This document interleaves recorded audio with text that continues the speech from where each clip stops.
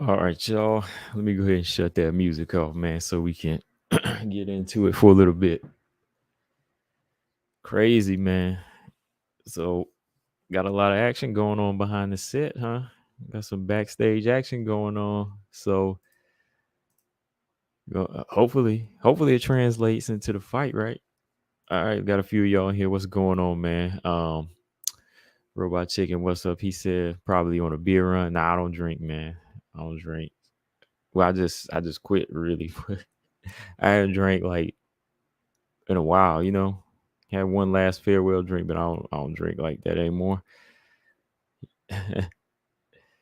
Kill said what happened backstage. Yeah, we're gonna talk about it. Yeah, because Chelsea actually sent me a video of the backstage thing. I was like, dang man, I was like, what's going on? I mean, it's all good. It's part of the game, right? It is part of the game. What's up, y'all? Got a few of y'all in here already. Let's see. Robot, Ephraim, Easy E. What's up, man? Who else is down here? Oh, BJ. PJ in the building. He said he doing some things, but he said he gonna start trolling in a little bit. I know that. Let's see, Running Rini, Ravioli. What's up, Kill Quest, and Zaman. Ephraim said Chelsea and Big Norm threw up the birds.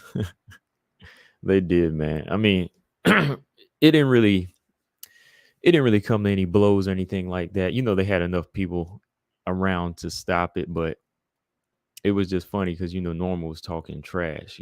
She was talking trash and Portuguese, right? But it wasn't really like anything going on like hardcore. So, but yeah, she sent me that video. I was like, oh man, like a minute after it went down, she DM'd me the video, and you can see she sent me the normal one, the point of view from Norma, and you can hear Norma like just cussing up a storm, and with the subtitles there. I was like, oh man, this thing getting serious, huh? But like I said, everybody jumped in, so nobody was really gonna like start throwing, and they don't want to mess up their money, so neither fighter was gonna start throwing blows. It wasn't like that, but it was just good to see some action. It's gonna help build up the women, right? But yeah, man, we got. Let's see, what do we got, man? I want to talk about a few of these fights. I'm not gonna spend too much time on the newcomers because I still want to see what some of these fighters have to offer. And one of the fights I know we ain't gonna spend too much time on because ain't too many people looking forward to it. I think BJ's looking forward to the fight with Eileen and Ashley Evans Smith, but not too many people looking for it like that. So let's see. Yeah, Holm Bueno Silva. Let me see. The card starts at 7 p.m. Main card starts at what, 10? About 10. Yeah. Normal time for a card. So we got two WMMA fights on the preliminary card. And let's see. On the main card, we got the two. Yeah, because I shout out to Bluebird. I had to fill him in just to let him know. Yeah, this Chandler Norma Dumont fight. It's on the main card. They actually talk themselves in, as far as how they promote themselves into a main event slot. And I think it's going to deliver. I think the fight should deliver. So let's see, man. First off, let's get this fight out of the way. We got this first bantamweight fight going down. Ashley Evans Smith and Eileen Perez. I didn't even know Ashley Evans Smith was still in the UFC. I mean, how many of y'all still knew Ashley Evans Smith was in the UFC? I mean, I know she does like a podcast and she talks, to a lot of fighters that are still in the UFC, but I didn't know she was. I thought she had got cut like maybe 2-3 years ago. For real, I thought she had got cut 2-3 years ago. She was fighting at what, flyweight and bantamweight, so I didn't really think she was still in the UFC. But lo and behold, when they were trying to match up Eileen Perez with somebody, this name came up, and they locked it in. So maybe Estrella said she had got cut. I thought she did, but maybe they had just put her on the back burner. Yeah, Easy said he thought she got cut too. So yeah, I thought she did, but maybe they had her to the side, like what's her name, Inoue, Izuki Inoue. I thought she got cut, but she was out for a while. But let's see, man.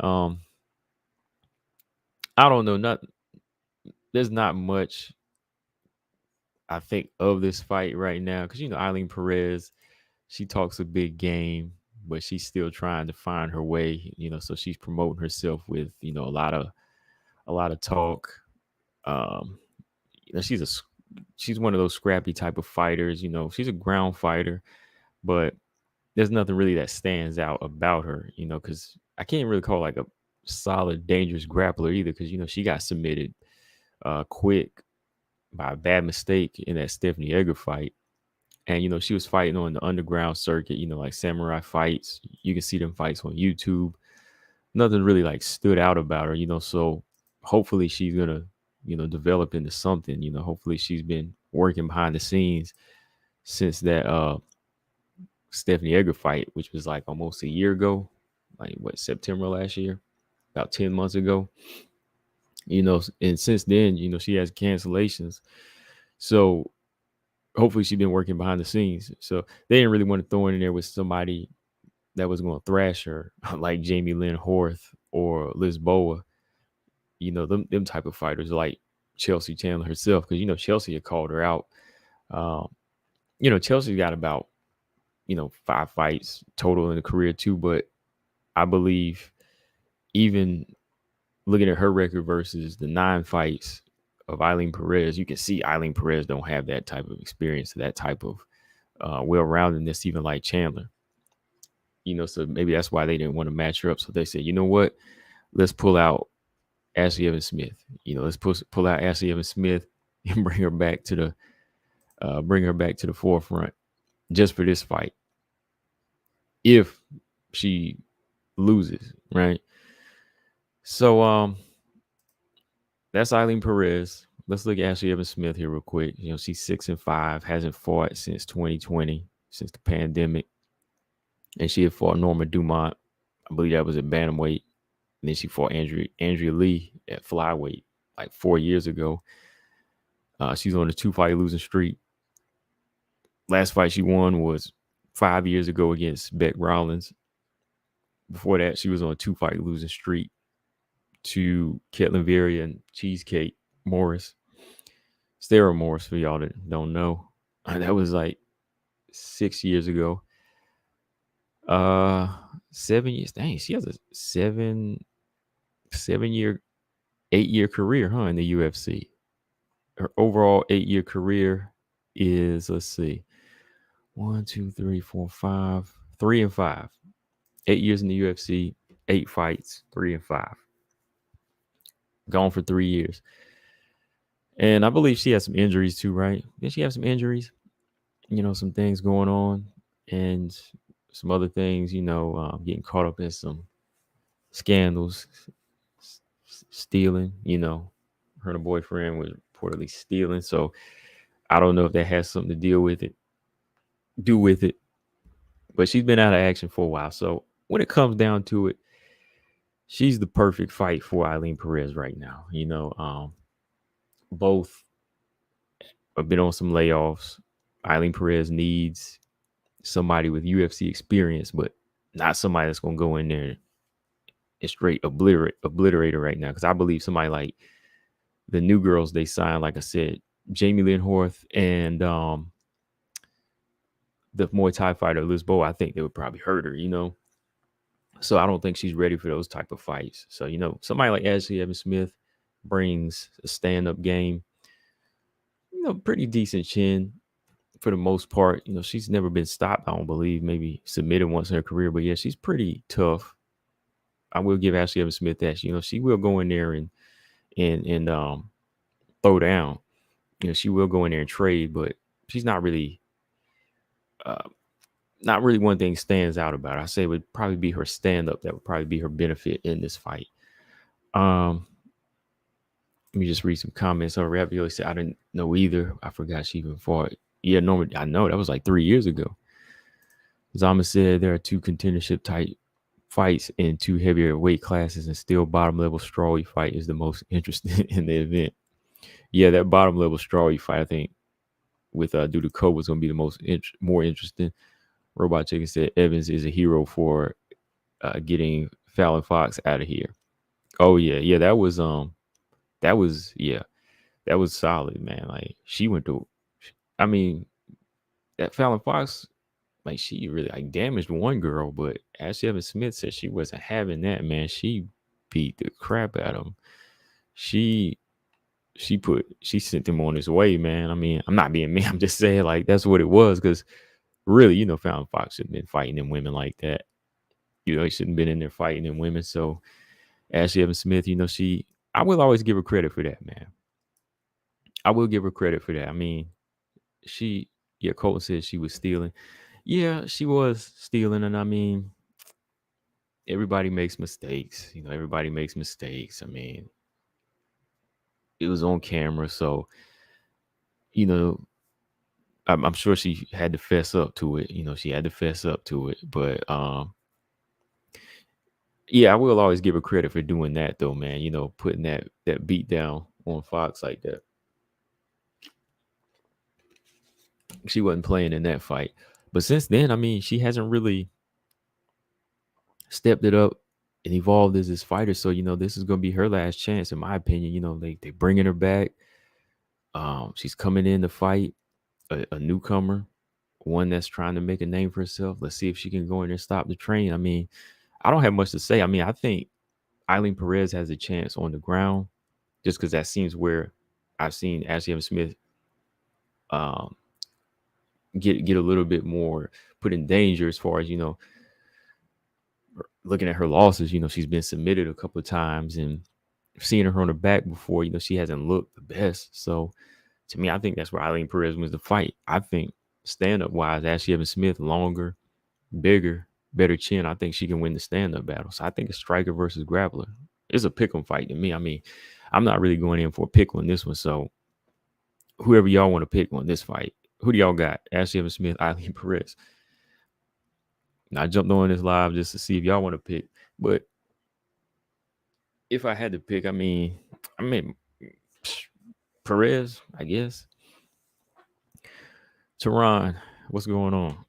Teron Brown, what's going on? I know he don't like WMMA too much, but I mean, if you got questions about some of the MMA fights last week and this week, shoot, we can talk. Sage, what's going on? Let me see who else is new coming in. Sage said, who y'all got in the main event? We're gonna get to that. We're gonna get to that in a minute. I think the main event gonna be good. Straight said, I'm not picking in this fight or the Nunes dude. No, I'm not picking either of these fights because they're new. And I mean, I'm not really basing it off anything. I mean, it's just like some of these other unranked fights. Somebody asked me, I pick, but there's really no confidence in some of these picks, man. For real. I mean, Dudikova is still growing. Estela Nunes seen better days, of course, before she got to the UFC. But I mean, what can we say about them? Like that makes something stand out of either of them to make us really want to pick. Yeah. Easy, some hype for Spence Crawford. Same here, man. Who you got? I'm not sure, man. It's 50-50, man. I have to kind of lean towards Spence. Don't get me started, Easy, because if we talk that fight, I'm gonna be going in on that fight, man. I can talk about boxing all day. Teron said I want to talk about some of the main fights of the UFC, not 291. All right. Teron, I was so happy that the card pulled off good, entertaining fights, but my picks were not winning, man. I mean, Bo Nickel, of course, I picked Bo Nickel. I picked Bo Nickel to win that fight just because I felt like they gave him a quick late replacement. Robert Whitaker didn't pull through for me against Duplessis, but the way Robert Whitaker was fighting, I seen that coming. Hands down, like he was Roy Jones, putting his chin out there. He just got caught with like a funny shot. And the way he got buckled was just like, oh wow, man. I picked Jalen Turner. Jalen Turner, I think he just kind of got gassed and ooh man, yeah, Dan Hooker. That could have been a win for him, but Dan Hooker showed a lot of resilience in that fight, man. Picked Jalen Turner, he lost. Then I picked Brandon Marino. I thought Brandon Marino won the fight though. Still, I don't care who they gave it to. I thought Brandon Marino kept his belt. Um, Volkanovski was the only one that pulled through for me. Of course, Volkanovski was the only one that pulled through, and you know why? Because he's the he's a pound for pound guy right now. He's the pound for pound guy. Yeah, that too, Raviol. He had a bad weight cut. Bad weight cut. I think that's what kind of killed him in the second round. He won the first round, but second round you could argue he won too. But Dan Hooker finished it stronger. Nah, Pan told you that he didn't win pretty convincingly, man. He didn't do nothing in that fifth round, man. Laying on his back, putting his cheek on his shoulder. What was he doing, man? I know Running Rini agrees with that, man. What was Pantoja doing? He was laying on Brandon Marino's back with his cheek laying on his chin. He wasn't doing nothing, man. He was just riding his back, man. Teron said UFC 291 is yeah, I'm just doing a recap of 290 right now. Yeah, okay. I thought that's what you were talking. Yeah, 291. You want to talk about 291? I'll talk about that in a minute. I'm gonna hold off on that. Six said that Crawford's got it. I don't know, man. Crawford can definitely win it, but it's a physical fight. Teron said boxing's boring. Boxing ain't boring, man. Boxing's, I mean, to each their own. To each their own. Boxing's entertaining. I mean, it has its dry spells, but you know. All right, so yeah, here's the question: who y'all got in this pick? I don't really care. Like I said, I know Straya don't care. Who y'all got? Evans or Perez? Udakova, she's a newcomer. I'm gonna just give y'all some information on her. She is on a no, she's not a streak. She's undefeated. She's 6-0. She won her contender series fight last year. She's been out for about 10 months right now. She had a knee injury, so she's trying to, she was trying to go through rehab, get that taken care of. She's back, and she's gonna fight Estela Nunes. I think the one thing we can all say about Estela Nunes, okay, Six said he got Perez. The one thing we can say about Nunes is she's on the chopping block, right? I think she's on the chopping block. If she doesn't get a victory, she'll probably get cut, you know? And on paper, it looks like an easy fight for Dudakova because she's on a 3-fight losing streak. She hasn't won a fight yet in the UFC. She's 0-3. But let this be the fight, man. Let this be the one. I'm telling y'all, Stella Nunes might be dangerous. She's 0-3, but hey, she buckled Yasmin. She kind of exposed Yasmin in one of her fights. I just think that she kind of lacks cardio and she lacks that's the one big thing about her. She kind of lacks that cardio and she kind of loses momentum after the second round. So to me, I don't know, man. Estela Nunes, that's her downfall.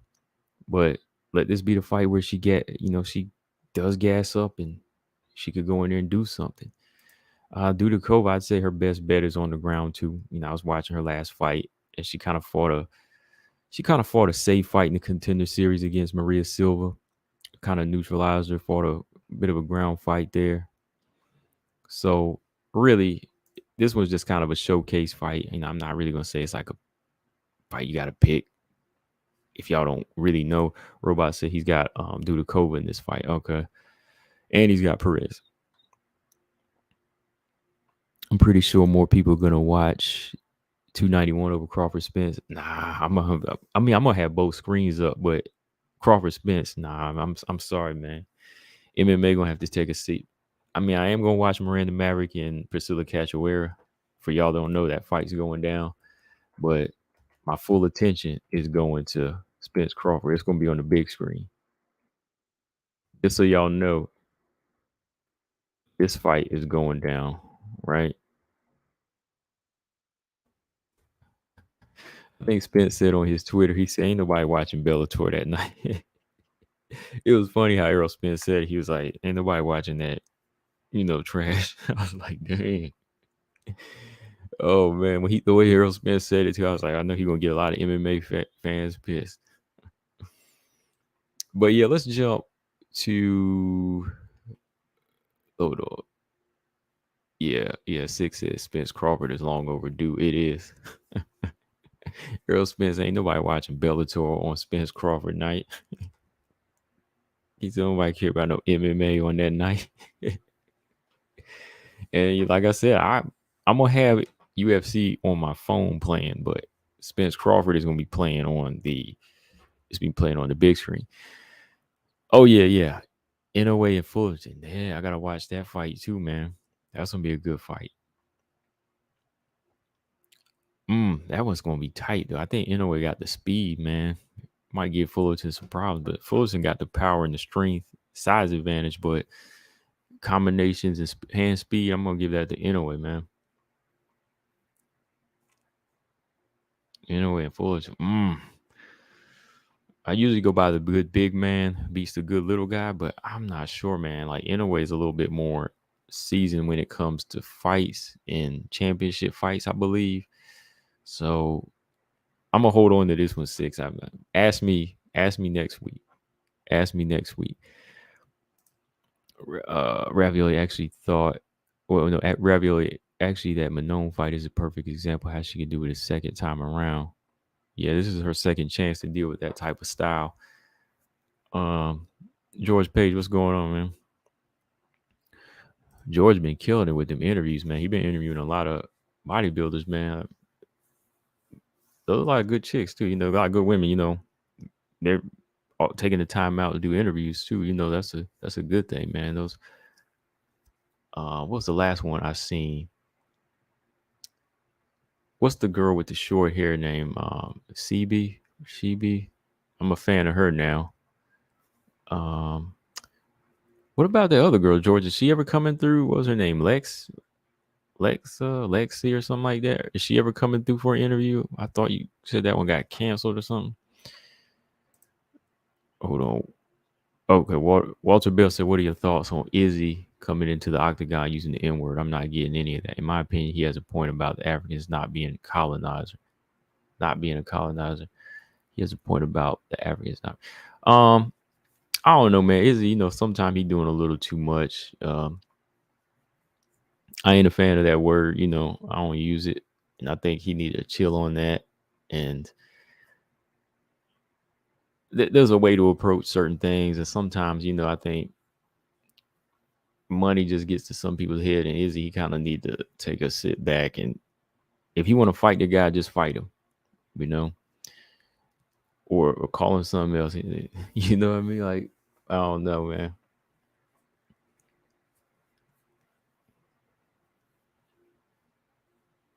I'm just reading through some comments here. MMA guys are tough. Running recent MMA guys are tougher than boxers. Really saw backup MMA fighters more than boxing. Yeah. Izzy is a dummy, man. Sometimes Izzy, he just be running his mouth sometimes. I don't get it, man. That money be going to his head. Just make it short and sweet. Just back up your game with fighting skills. I mean, stop being weird. He do a lot of weird things too. Izzy be doing a lot of weird things. People be showing me weird things he be doing, man. So he be saying weird stuff and just acting weird. Teach his own whatever, but just how he comes off a little strange.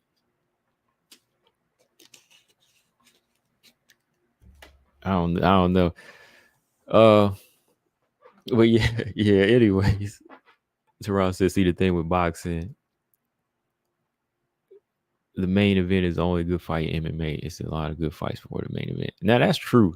That's true. Like, I'm not lying. I'm not gonna lie. The Spence Crawford card, I don't know who else is fighting on the. Well, I know, but I'm not really excited about the rest of the card. That's a good point, Teron. Like, they don't load up their cards. Boxing getting a little stingy. They try to make every decent fight a main event, and that's where they fail. I'm gonna do a video on that one day, man, because that's true, man. Like boxing usually only has one good fight, the main event. Like the Tank Davis and Ryan Garcia card, the rest of the card to me wasn't really even that good. To me, Ryan and Tank should have been the co-main event to Spence and Crawford. That's just me. Boxing fans might cry about it, cuss me out for it, but I don't care, man. Like too emotional sometimes too. I'm just being real. Tank and Ryan, to me, was not even really like pay-per-view worthy because it was a championship. It wasn't a championship fight. It should have been co-main event to Errol and Crawford. Load up them cards, load them up. See the the MMA cards, they be loaded, man. Them things one after another. You putting too many fights on these type of cards that aren't really worth the money to people. You can pay like $100 for this card coming up, but who else is on the card that's really worth seeing? Yeah, I think the business of boxing is what makes it suck to people in Tehran. Like, I love the sport. I love the sport and the art of it, the technique and everything. But as far as like the business move, I mean, I'm not saying, I can't really disagree with you on that. Like the business moves as far as the matchmaking and how they put the cards together is where they fall. What's your thoughts on Francis Ngannou and Tyson Fury? It's just like an exhibition thing. I mean, I don't really care. I mean, Tyson Fury needs to be fighting Usyk, but Usyk need to be fighting Wilder. I think at this point they're just getting money. I mean, Francis, he just kind of out to prove Dana wrong, like he said. He's just trying to get the money. So I'm not mad at that. But to me, I don't. Well, it's not. It's not being sanctioned as a championship fight, and that's a good thing. So it's just kind of like a sideshow thing, So however they do it, that's fine. Okay, at least a MMA pay-per-view, you're getting your money worth. Yeah, you are, man. Like, you're right, man. Like, I've bought more pay-per-views from MMA in the past 3 years than I have boxing. I definitely, I have. Easy said, yeah, I remember when boxing had good fights leading up to the main event. Oh, yeah. Before, like, you could watch, Roy Jones used to be, like, on undercards, So it wasn't like he was the type of person to be too big-headed not to be on an undercard. I mean, he was main event after a while, but to like Riddick Bowe, he'd be on the undercard. The heavyweights were always the main events back then. Miranda will get stopped if she doesn't grapple. Oh, yeah, y'all talking about that. Yeah, I think, if she don't take it to the ground, if Jillian Roberts can do it, I'm going to put it that way. She should be able to do it. And I think Miranda's pretty tough and durable when it comes to her chin, but you don't want to take too many bombs.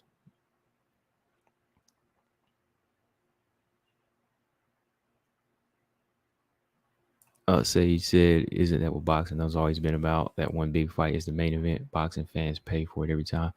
No, like, not in the past. Like, it's not always about the main event. It's supposed to be about the whole card. Like, it is the main event. Like, that's why it's the main event. But leading up to the main event before, you would have some good fights. You would have a lot of good fights leading up to that point. Like you would have good matchups made. UFC 289. What was UFC 289? I don't think I paid for it. I don't think I watched. Did I watch that one? Did I call that one with y'all? Hold on. What was UFC 289? Oh yeah, I did get that when I was on vacation. Yeah, I got that card. Yeah, I got that card. Yeah, because I was calling it with y'all. Yeah, the Nunez out there. You go. I got that card. Hey, you had Oliveira up there too. So yeah, I did get that card. Yeah, Nunez. Yeah, I got it. Yeah, I bought it. Mm. Hey, Toronto said he ain't ordered a pay-per-view in like 16 years. But let me jump back on. We ran through the first two fights. All right, let's talk about this fight here. Let's talk about this Norman Dumont Chelsea Chandler fight, man. Like, what did y'all's thoughts on this? Okay, both of them are on weight. It's a featherweight fight. So that right there should say, okay, Dana White, you still got girls wanting to be in the featherweight division. Let's go ahead and make this featherweight action happen now, right? But what I like about this thing is these two ladies are promoting themselves. That's the one thing we can't knock, man. Chelsea Chandler is promoting herself. People gonna say, "Oh, she just came in, she talking too much." No, she's trying to make a point. Chelsea's coming in trying to sell herself and make a point. You know what I mean? She's trying to promote herself as a fighter, and that's what you need to do. You need to have somewhat of a, you don't go overboard, and I don't think she's going overboard, but you need some type of skill on the mic if you want to promote yourself further as a fighter, and if you want them to call you, yeah, you need a certain stick. You need a certain stick uh, to be noticed, especially as a woman. I mean, first of all, number one, she's in the featherweight division, right? So that's a division that's about to die. So she has to promote it. She kind of has to carry it on her back right now to make Dana say, "Oh, let me keep these girls around." And again, number two, it's WMMA, and look what it's done for her. Having this attitude that she has is put her on the main card, right? I know Norma Dumont has part of that too, but her character actually put her on here because not every girl can get right onto on a main card like that. Because even Manon was undefeated for a while, like 3-0 and finishing girls, but she was still fighting on prelims, right? But you see, Chelsea Chandler's fighting Norma Dumont on this main card already. So just only your second fight in the UFC. So yeah, you got to talk. You got to, like Six said, you got to stand out. So I think she's doing the right thing. So I'm not going to sit here and say, "Oh, she needs to shut up and all this." I mean, she's being real. It ain't like it don't seem like it's cookie cutter about her either. Like I talk to her all the time. Like Chelsea is a for real fighter. Like what she says is pretty much how she's feeling. Like she said about like even compared to Juliana Pena, like I kind of disagree before with her whenever she was saying Juliana Pena was a big mouth, but the way she put it at the press conference is like some of her stuff just sounded cringy and kind of scripted, which it does now. Like it's like she's trying to be this heel, and it's just almost delusional talk. But everything I'm hearing Chelsea saying, there's something to it. It's not like she's just making stuff up. Like at the same time, it kind of goes well with her character. It's kind of working organically for her. So as long as she has this type of no filter about her, but it's still like real, it's going to keep people listening. And like I said, you just don't want to get everybody to like you. You got to get people to hate you too, so they'll tune in, and it's working. Now people are on here talking about, "Oh, she needs to shut up. I want to see her lose." That's what she wants. So now you'll tune in every time she fights. Right? Oh, Jackson, what's going on?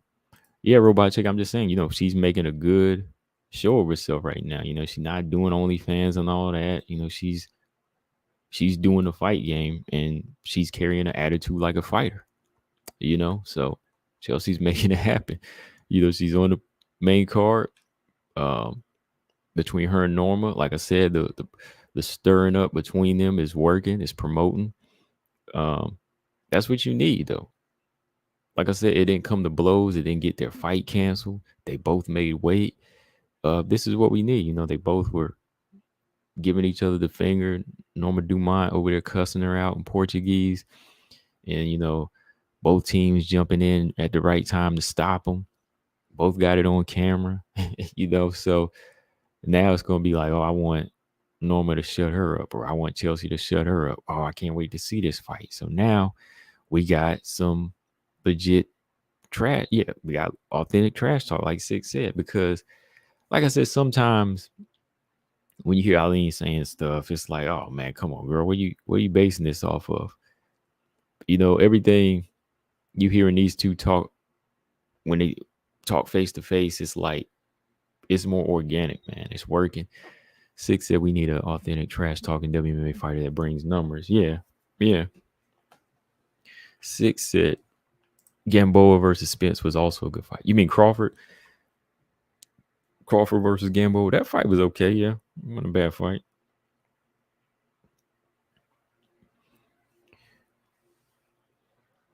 What's going on, Marcus? Marcus Bell. Oh, Todd Johnson, what's going on? He said it's gonna be a good scrap. Yeah, it's gonna be a good scrap right here. It should be a good one. All right. So when you match these two up, I mean, look at the size. Like, I don't I almost thought that Normal was actually gonna be bigger. Dang man, Chelsea's like actually towering over. Not towering over, but she's got some height to her, and size. Thought it would have been a little bit more even, but Chelsea's actually looking the part of a featherweight.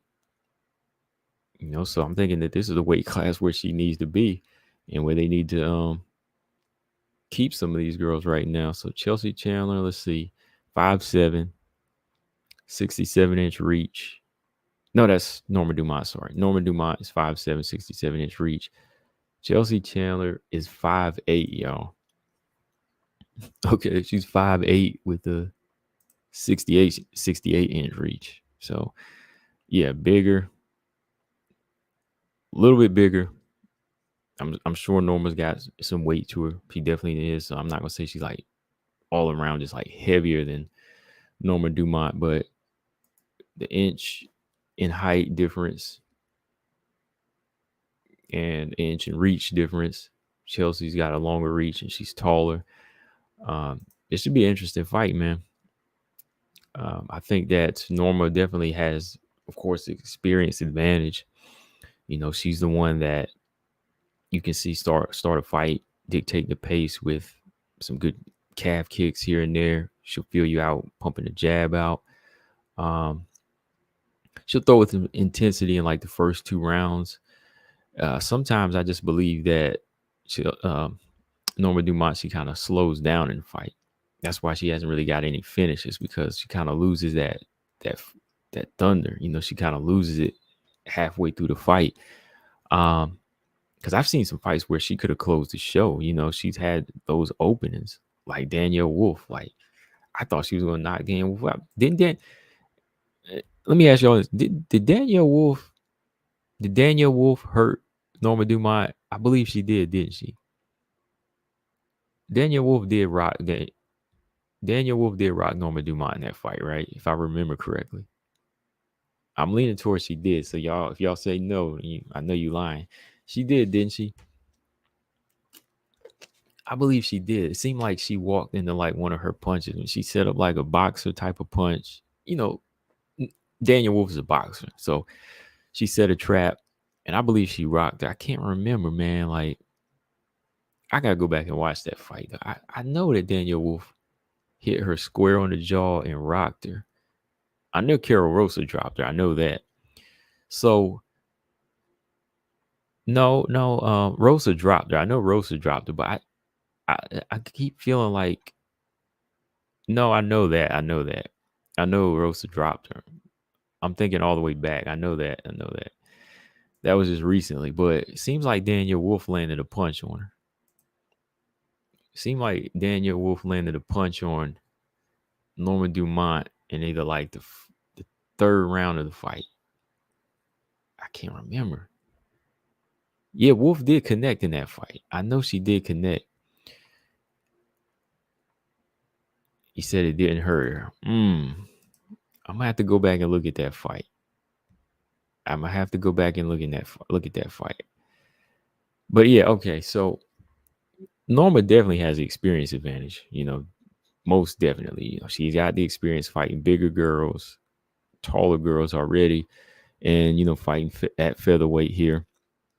But there's still been some moments throughout this 1, 2, 3, 4, 5, 6, 7 fight career in the UFC where we haven't seen her close the show, man. Like, still hasn't got any finishes, so I think there's just kind of that momentum that she lacks, and she'll let up in like the 2nd or 3rd round. And Okay, yeah, Macy Chason hurt Norma Dumont. They hurt each other, didn't they? I remember Norma hurt Chason in the third round, I believe. But yeah, I remember they hurt each other. So yeah, Norma can be hurt. And like I said, it's kind of her fault sometimes because she'll slow down in these fights. Like the momentum she has in the third round, she can't keep it. So she's gonna have to control in this fight from round 1, 2, and 3 because Chelsea's gonna come after. Chelsea's offense and her boxing, it's getting sharper and sharper. And if she can time and she can land, she's a southpaw too. If she can time and land those straight left hands on Dumont right down the pipe, and like we said, she can be hit. She can be hit square on the jaw. Those left hands in this fight are going to be a big, those are going to be a big key to victory for Chelsea, I believe. Like a straight left hand. With her being that southpaw, I believe she can use that to her advantage on Dumont. Yeah, the first round is gonna be tough to call. Like I can see that being a tough one, like a toss up, because Norma Dumont's gonna be in the fight. But as the fight goes on, I think if Norma Dumont doesn't like fight at a pace and she starts to gas, she eats a lot of body kicks in this one, and she has to grapple. If Chelsea forces her to grapple in rounds 2 and 3, then her momentum's gonna go down. We all know that the third round, that's where she's gonna really have trouble pushing the fight. Like she's kind of like the opposite of Macy Barber. You know how Macy Barber will get stronger in a fight, or she'll stay in a fight for 3 rounds. Norma, I think sometimes she might be ready to pack it up in the third round. That's just me. I mean, she stays in there. She's still there. Okay. But it just seems like the momentum kind of goes away. Okay. So I'm going to say, Dumont has some gas tank issues. But I think in this one here, we're going to see some bad blood, some action. And both are going to be throwing to hurt. On the ground, let me see. It's going to be interesting. I think when it comes to the ground, I think that I'm going to give Chelsea Chandler most definitely the edge there. I think, that's something that she's been working on a lot is, her jiu-jitsu. Her ground game is pretty good. Even her top control is pretty good. I think that's a big part of how she's going to win this fight, getting the fighter down to the ground and controlling, putting Norma on her back. The feet, it's going to be a pacing thing, I think. First round, like I said, is a toss-up. Norma, I could see winning that round because of the speed advantage. But if Chandler can time her, if Chelsea Chandler can time her and slow that pace down with her straight left hand, she could take it. She could take the first round. I believe she can win the second. I think her gas tank is better. I believe that the way she trains and the way she fights at a patient, more of a patient pace at times, doesn't really gas out. I think she can win the last 2 rounds, possibly even the third, man. I'm gonna go with Chelsea in this one, man. It's gonna be a hard fight, though. I believe it's gonna be a good fight, though. It's gonna be a hard fight. It's gonna be good. Both of them are gonna have to make adjustments in this one. Got to give Norma credit because she's got the experience, but I think Chelsea, with her willingness to adjust in a fight and not take her foot off the gas, that's going to benefit her. Like, she'll want to strike. She can wrestle. She will get takedowns. I think that her willingness to do a little bit of everything is what's going to give Chelsea Chandler the victory, I think. But let me see. Who do y'all got? Who do y'all got in this fight? Chandler, Dumont. Who do you got? Ooh, BJ said with Chandler beat Felicia Spencer. Dang, that's a good fight right there, man. That is a good one, man. Especially if it goes to the ground. Felicia Spencer sometimes get a little wild with her striking, man. So I think, if Chandler could time her, but it's just that relentless pace that you have to slow down. And she took the champions the distance. I mean, she withstood Nunes and a cyborg beating, man. So that'd be a good fight to see. Okay, Jax will say he got Chandler. Robot Chicken say he got Chandler. Rabbit said he got Chandler. Wouldn't be surprised if it was a stoppage. Running Rini says she got Chandler. Okay, it's gonna be a good fight now. It's gonna be good. I see y'all talking about some Devin Haney up and got y'all talking some boxing. Devin said Devin's not going to be champion long. Tank or Shakur will beat him. Tank will most definitely hurt him when he connects. I think Devin and Shakur is a little bit closer. I could see Devin beating Shakur, but honestly, I think Tank. He possibly. I think Tank he could possibly stop both of them because he's quick and he can box. Quick, powerful, and he can box. So um, I think Tank is one that, yeah, he could put both of them out, in my opinion. Because like with the shots that Loma hit Devin with, I think Tank he land one of them things, you out. I don't know if Shakur want that fight. Shakur ain't calling for it.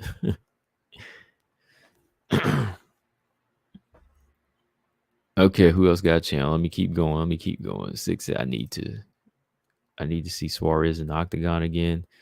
Yeah, she'll be back. Tatiana Suarez is the future champion, right? All right, James. Let's see who you got. All right, Stray said he's got Chandler. Sage, he got Chandler. He said he's gonna walk Norma down and gas her out, make her bleed, and knock her out in the second. Mark said I got Chandler, and Norma might end up getting Macy Barber.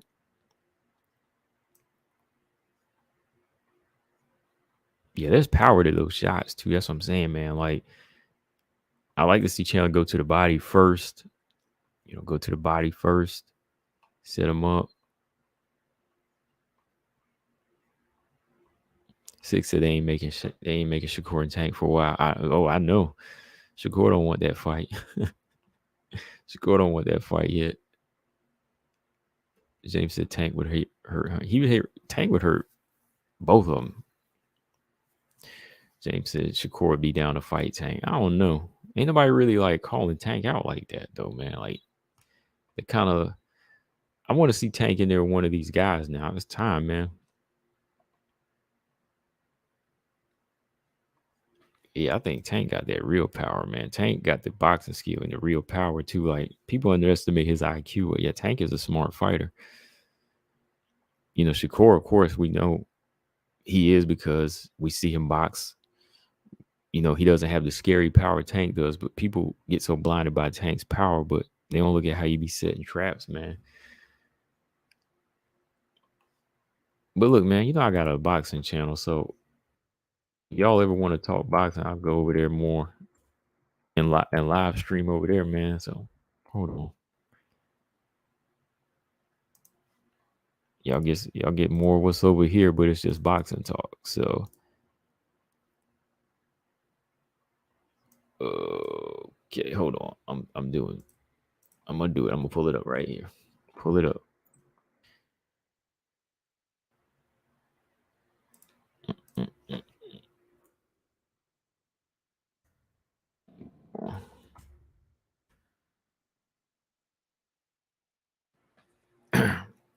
James said, "What boxing channel? Non-existent one? Nah, I told you about it. I mean, I told you about it a lot of times, man. You got to go over there and subscribe, man, because I'll go over there and talk about it. It's almost at 1,000 right now, so it's right there. So y'all talking boxing, just go over there and subscribe, James. I mean, you want to go over there and talk your boxing, talk with me over there. It's over there. What else? Yeah, because I talked about Spencer Crawford over there. So yeah. Do I really go on? I was just on there. I was just on there today and yesterday. I've been over there the past two weeks, man. That's what I'm saying. You gotta subscribe to it.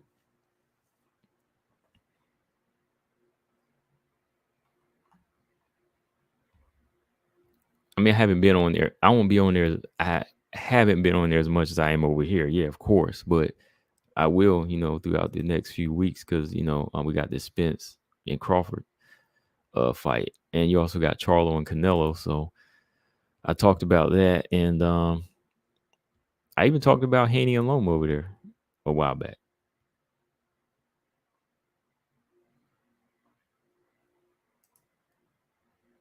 Yeah. I've been over there the past few days. I was talking about Boots. I talked about Boots in the video in his recent fight. But yeah, I did a live over there. Like I said, to do a live over there, it's gonna take a while to get some people up in there because I haven't done too many lives over there yet. But I did a live talking about Spence and Crawford as far as their power and everything. Oh, you said he didn't even know you subscribed to it. Yeah, see, yeah. It probably it's just been that while. Six said Devin's a paper champ. Nah, he ain't a paper champ, man. He ain't a paper champ. Devin won it legit. He took less money. He went over to Australia. He beat the man that beat the man. Beat him twice. He beat Loma in a closely contested fight. So he's a legit champion.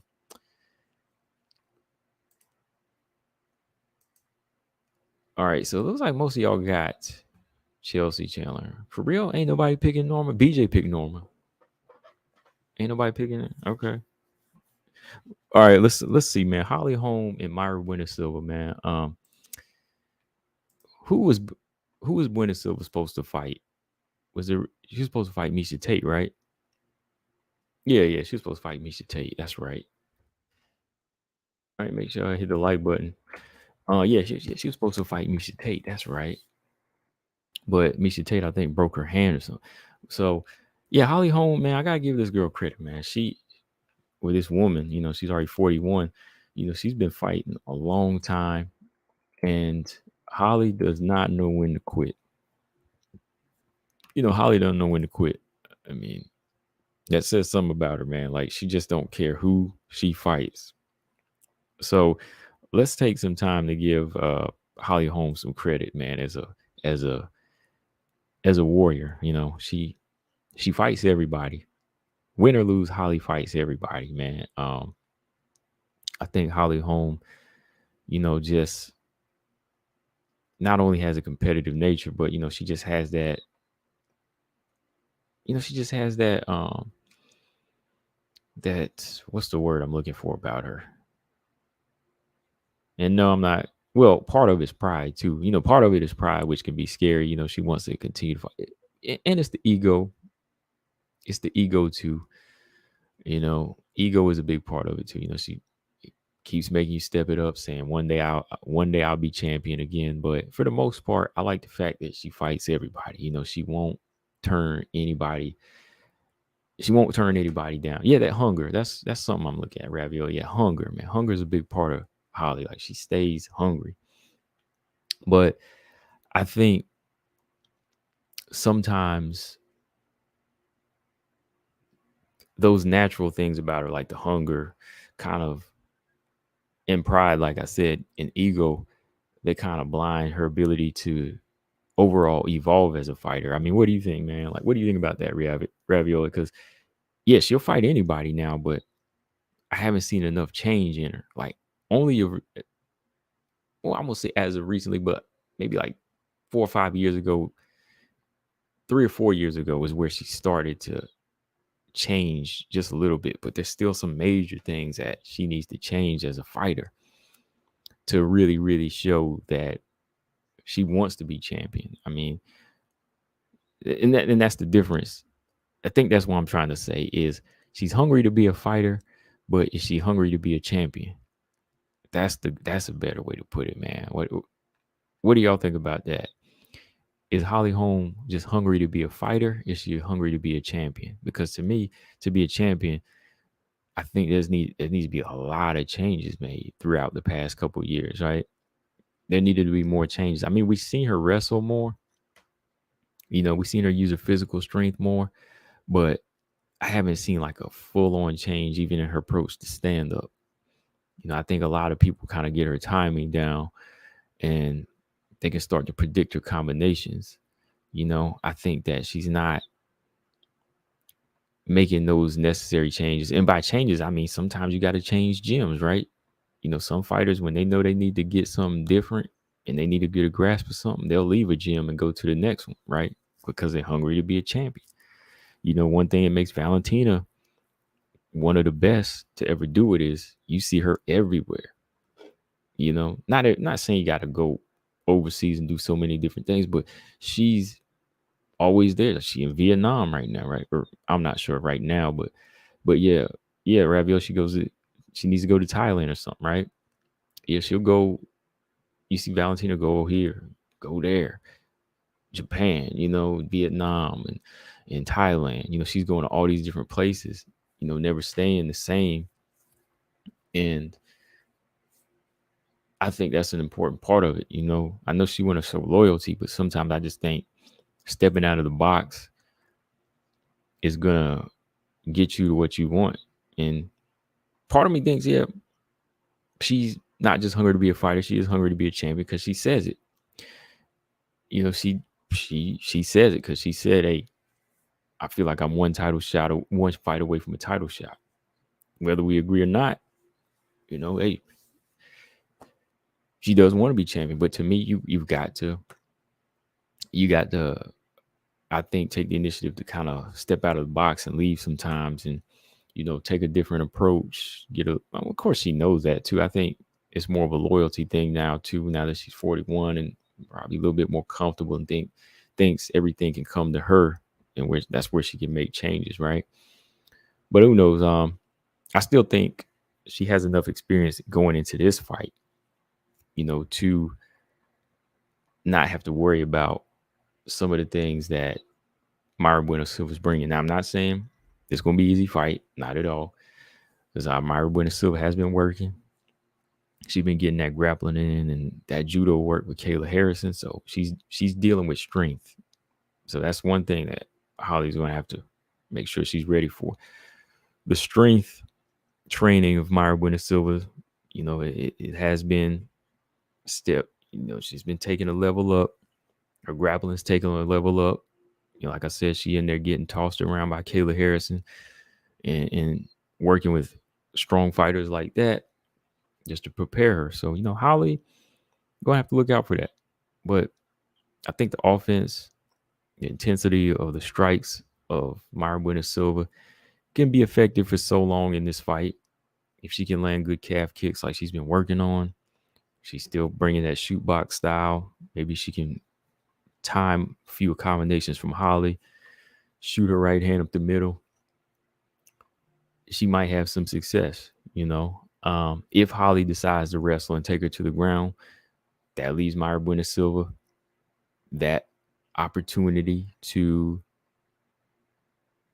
possibly get a submission if she can find an opening, So when it comes to jiu-jitsu, I think Silva has that down.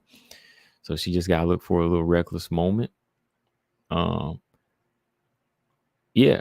So I think the stand-up could kind of go either way in this fight at times. If Holly doesn't take textbook Holly approach at times, if she doesn't stay on the outside and use speed like Manon did, if she gets too much into a firefight, she might get caught because, Silva's power is carrying up. She's looking stronger at this weight. So you're dealing with a hungry fighter. Dealing with a hungry fighter here who wants to also put herself in a title shot, in the title shot picture. But with that being said, I think we all know what they need to do here. Holly, she can wrestle. I think she could win with clinch fighting. She can win on points, with her stand up from using, being smart, picking her combinations from the outside. Silva's jiu-jitsu that comes into play, I believe, if she can time maybe a head kick or time her own head kick, time her right hand down the pipe, get Holly down. Even off her back, I think she could be dangerous, get Holly in her guard if Holly chooses to take her down. So, yeah, jiu-jitsu is going to be a big part for her. BP, what's up? He said thoughts on the Mizuki Inoue Hannah Goldie fight. I'm gonna go with Inoue in that fight. Inoue. I'm gonna go Inoue in that fight. But it has been a while since she's been out. If it's at 115, this fight's at 115. Yeah, I'm gonna go Inoue, man. I think that I think her clinch game is good. I think she's a little bit faster. So yeah, I think that in a way, I give her the edge in that fight. I'm not really 100% sure though, because she's been out for a while. Hannah Goldie is strong. Hannah Goldie, she can start fast from what I've seen. Got a lot of muscle mass. So I'm not sure if she's going to be in it for the long haul though. I think, is a little bit more, um, just a little bit quicker to me. I got to go back and look at some more Hannah Goldie fights though, man. It's been a minute since I watched her, man. I thought she was cut too though. Oh man, Loopy and Sam Hughes. That's gonna be a good fight, man. That's gonna be an insane fight. I think Loopy and Sam, they have like the same. They kind of work in the same disciplines. They both work in striking and wrestling. So it's gonna come down to whoever does what better and who's stronger. So I think if Loopy gets the early start and her power is effective, she could put pressure on Sam. She could get the fight to the ground too because she's a wrestler. But like I said, I think Sam's been working on her control. And once Sam gets into her groove and lets her jab go, she can be effective. Sometimes she'll start like the second round, but I think she's training with the right people now to kind of get her, to get her going. Because you've seen some of her fights that she has lost come up short. She's kind of got a late start in, but if she starts faster, she can be effective. I used to want to see them fight when they were in LFA, though. I always thought that would have been a good fight. They when they were in the same they were in the same rankings in LFA. I remember I don't know, man. I kind of lean towards Sam though, man. I'm not just saying that because I remember certain type of styles, like watching her early career, when she would get into a groove, she could win. Like she could win fights. Like she came up short fighting Demopoulos in that championship fight. It was just like a reckless move, freak stoppage. But she was overall beating Vanessa. Like I think if she kind of goes back to that style, letting her hands go early, it can be a competitive fight. 6 at Holm is a real deal athlete. Yeah, Holmes. Yeah. Stray said Holm and Valentina are similar in that they won't retire on their own. I don't think so. I think Valentina will retire on her own. I think Valentina retires on her own before Holly.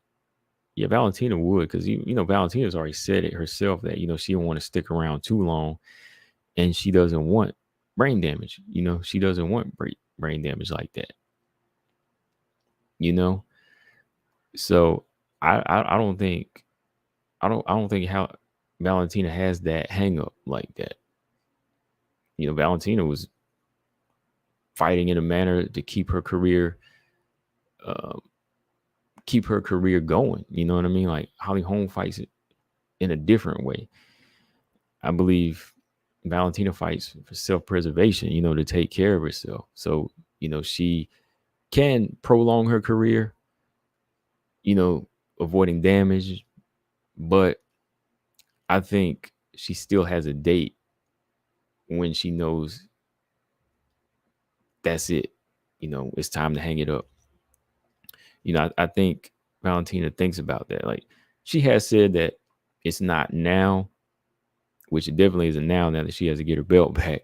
But I think her date is sooner than like Holly's is. I think, Valentina, I believe she will retire first, man. I believe she will retire before Holly, and it's not something that goes out. It's not something that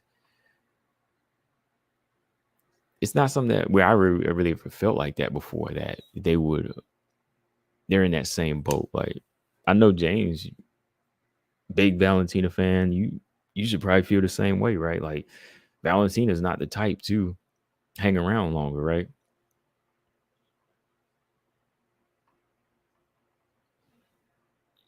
Because she's already said on record, she's already said on record because uh Jamal Hill had to vacate his belt because he damaged his Achilles tendon.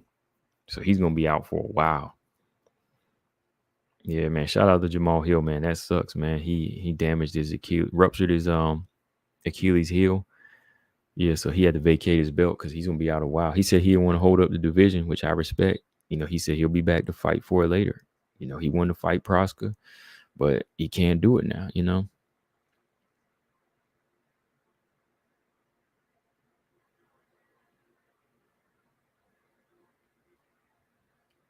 Easy said Holly don't even fight for money. Her family is loaded. Yeah, right.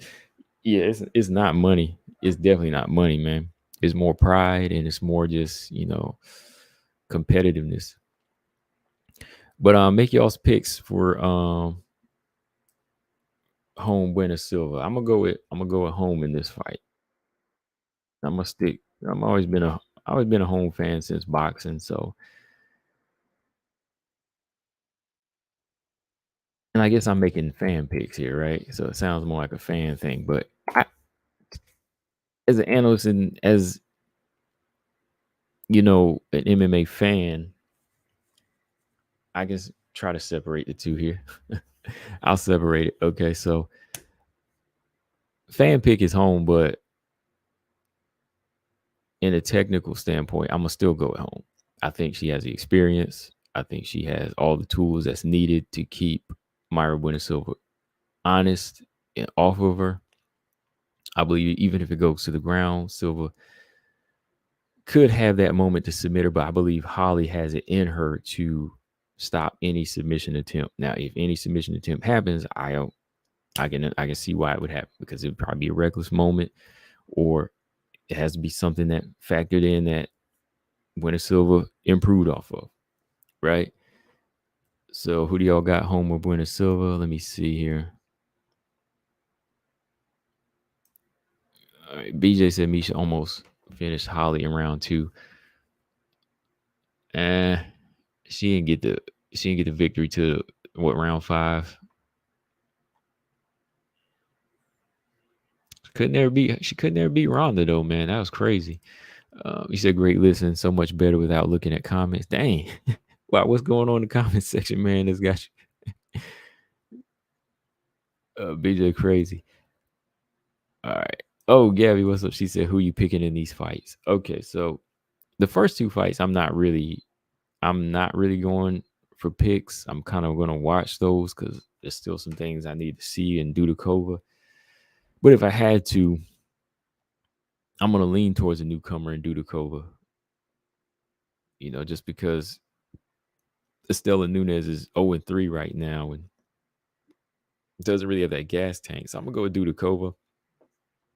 And I'm gonna go with the active Eileen Perez if I had to choose in those fights. I'm gonna go with Chelsea Chandler and I'm gonna go with Holly Holm. I'm gonna get on for the whole main card tomorrow. Okay, who do y'all got? Zama said he's got home decision. 6 got home. Ravioli got home by shutout.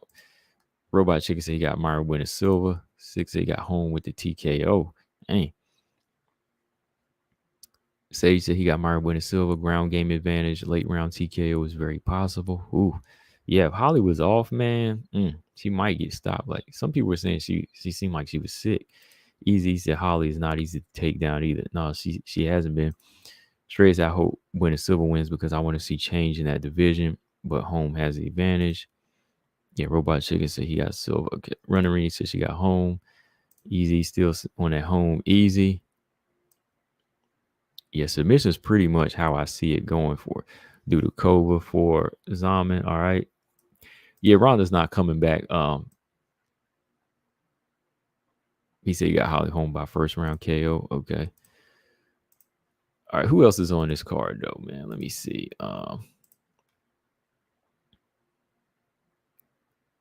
Terrence McKinney. BJ, do you got Terrence McKinney in the Nazim Saudi Cole fight? What about that fight, BJ? Do you got Terrence McKinney in that fight?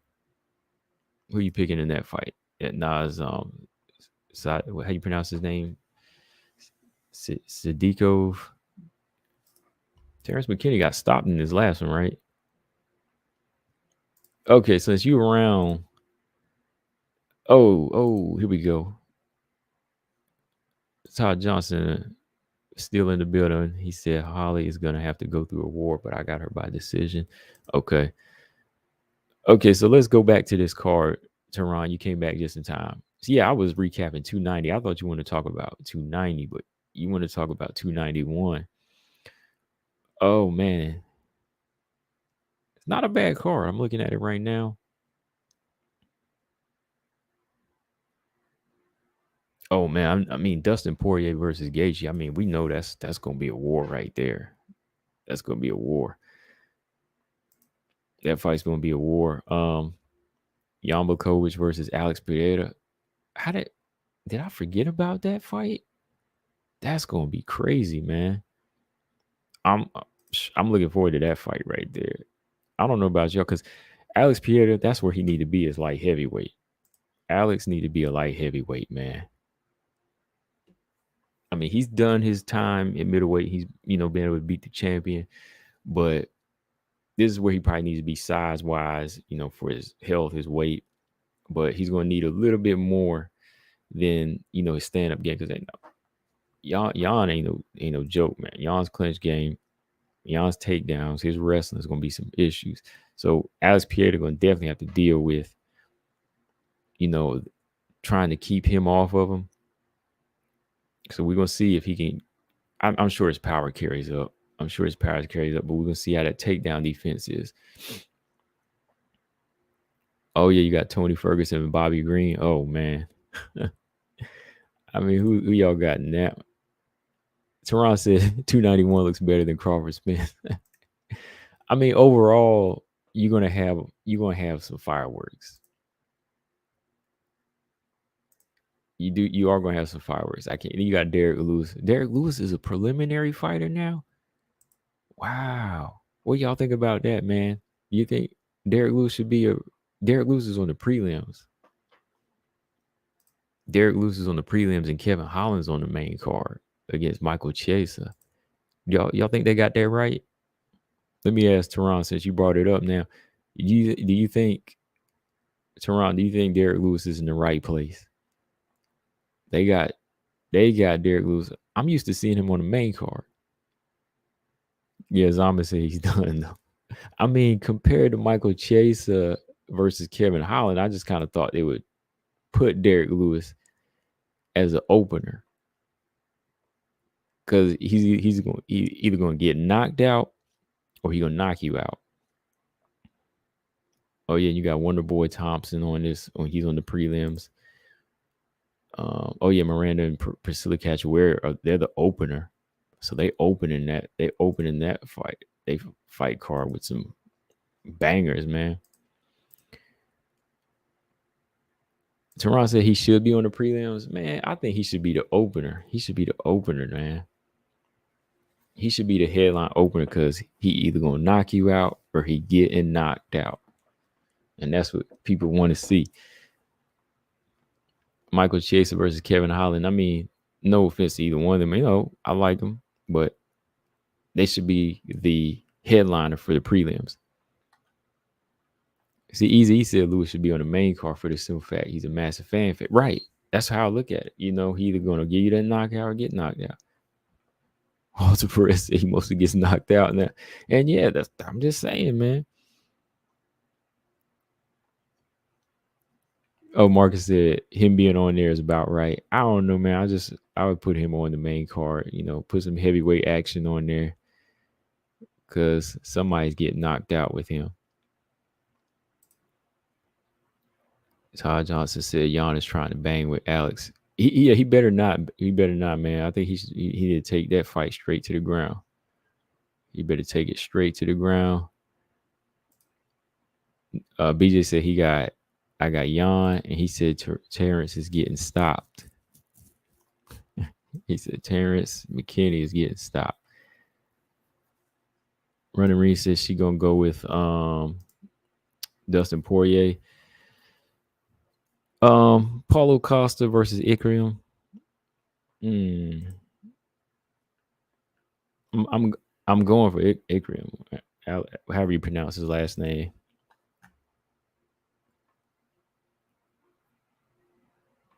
But shit, I might need to get on BJ. We might need to talk about this card like next week or something. In the next week or so, if BJ jump on and do a show, I want to jump on and talk about this 291 card with you.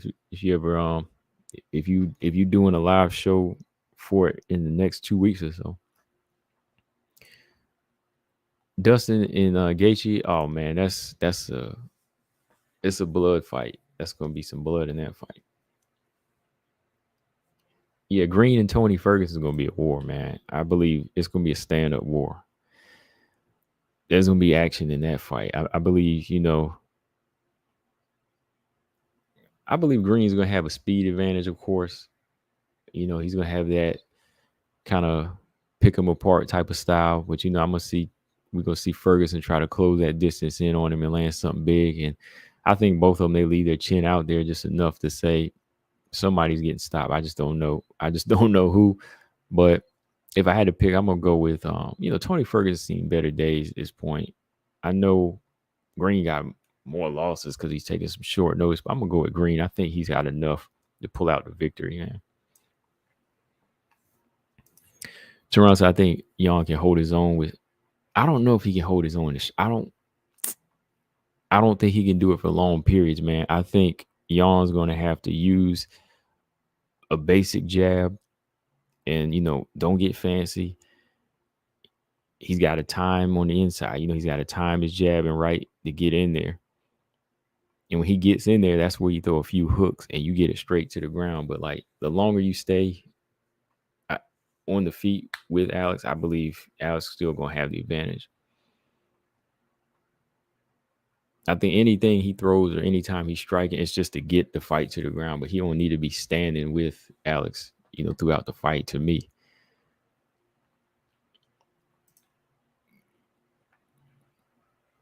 yeah. Robot Chicken said Bobby Green gonna knock out Tony Ferguson, I believe.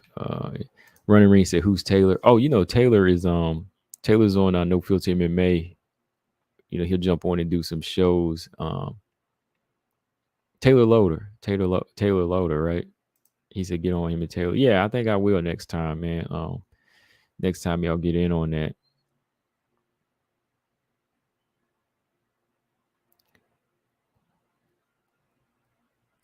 Yeah, I want to hear his thoughts now because last week it was 0-6, now it's 0-7 on the Tough House. So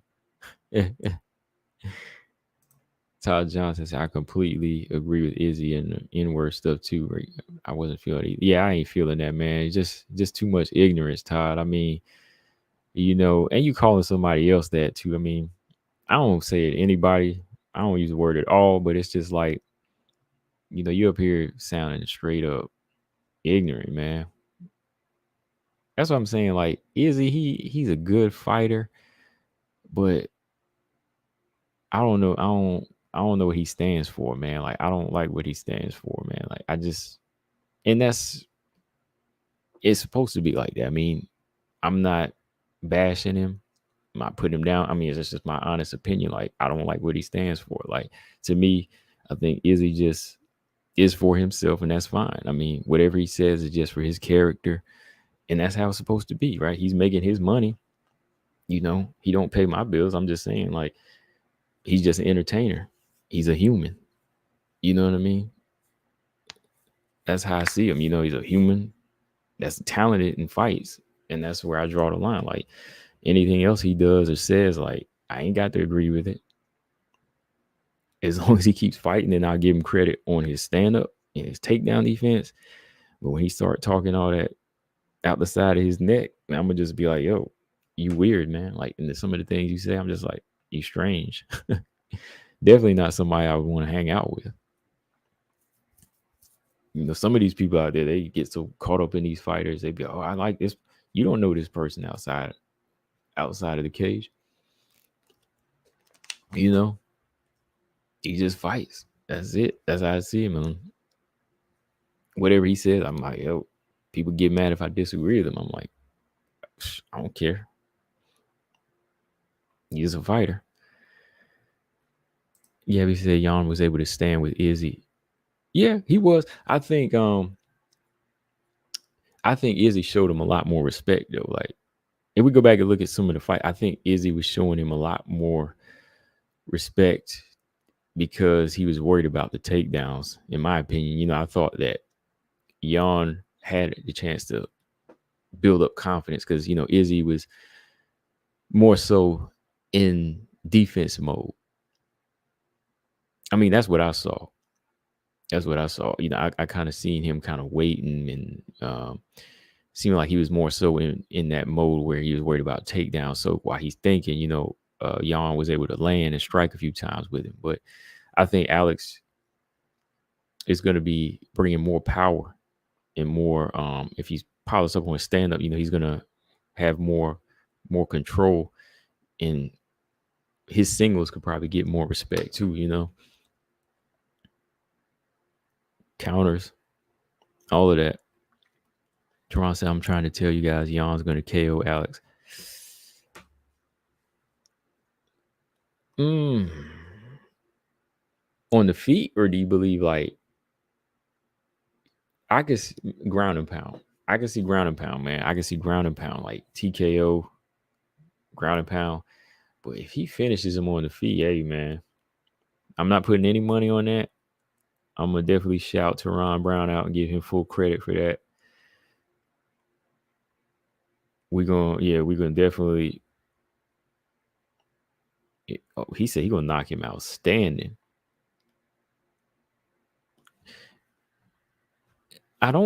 It's not impossible. I just personally don't see him. See, now I like to play out fights in my head to see where it could happen. Running Reed said Adesanya is a weirdo. Easy said they say Cyborg is a weirdo too. Dang, for real? Easy said Cyborg's a weirdo too. Dang. I mean, I don't know. We just talking.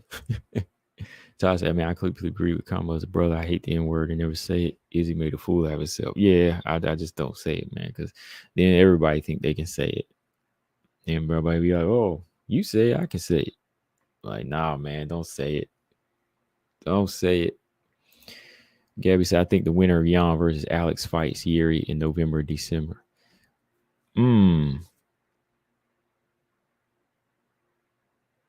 Yeah, that's with Jamal Hill out of the picture, that's probably gonna happen.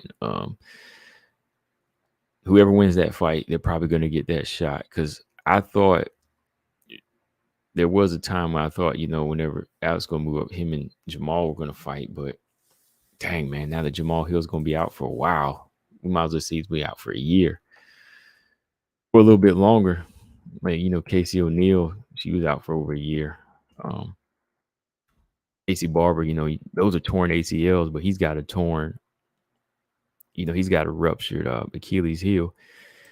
He's gonna be out for a while. Let me pull this up here. He said, look, I have unfortunately suffered an injury. I ruptured my Achilles. It's just one of those things that happens. It's a tough injury. It's one that will require surgery.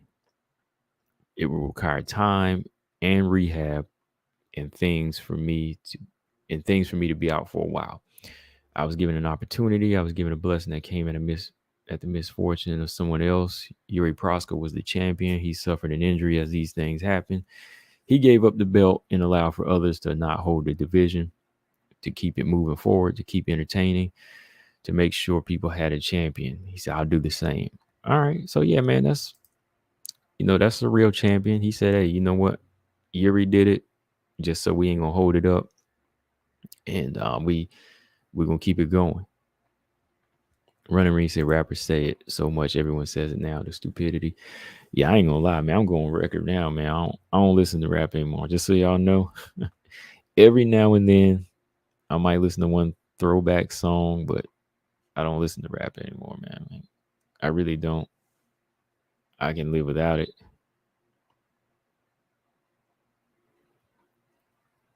Sometimes I think back and I was like, what was I listening to? Gabby said Ankle. How do you pronounce his name? Ankalaev. Probably fight on that Abu Dhabi card. Yeah. Oh man, Easy E just read my mind. I was just about to say that too, man. Easy said the one group I'm gonna be guilty of not giving up is a Bone. Easy, man, you read my mind. I was just about to say that, man. That's the one group that I don't even listen to like a lot of their old stuff anymore, but like some of the new stuff as they gotten older and change the content of their music.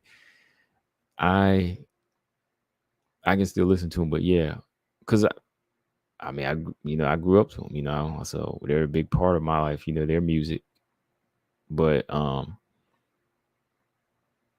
even other rappers were too. Like I listened to them, but I can't listen to them anymore, man. Like I said, and and this is coming from somebody that listened to it long enough to say I can judge it and say a lot of the stuff they were promoting was wrong.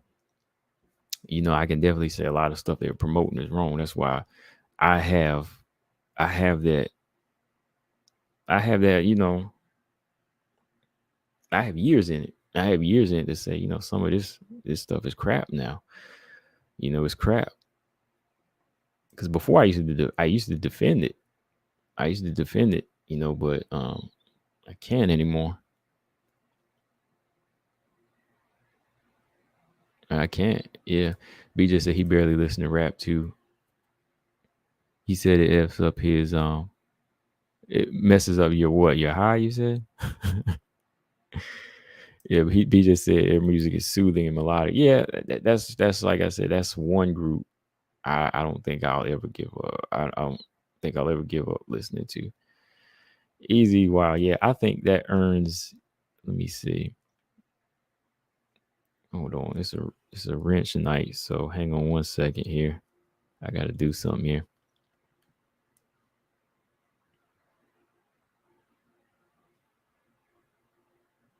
I'm gonna give out a couple wrenches here because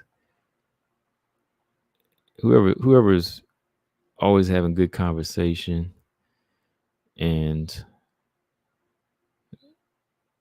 I don't know every time I say his name Easy E anyway, I've been thinking of Bone every time I hear him say it. So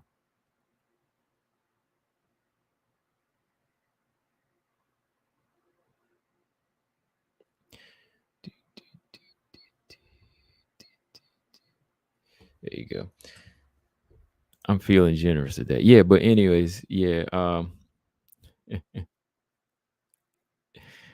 Let me see here. Oh yeah, let's talk about that, Gabby. Since you bring it up, yeah, I think I did talk a little bit about it in a video, but yeah, Jan Zhanan said UFC is playing in the China card for December. Yeah, yes, I saw that interview. I saw that interview. That was a little red carpet interview, and I think that's a good time for her to come back. To me, that's perfect time. Gives her a chance to train. Gives her a chance to prepare. There is nobody else for her to fight. Let's be real. There's nobody else lined up for Yan Zhang. Anybody she fights is going to be a risk. She'll be fighting down. So I think it's wise for her to just sit back. I think Dana will let her and wait for the China card because she just fought. She just fought like 2 months ago. And by the time she comes back, makes her come back in December, that's like 6-7 months, right? So I think that's fair enough. That's regular turnaround time. So yeah, let her come back in December. She'll be fighting the winner of Whaley or Lamos, right? That makes sense.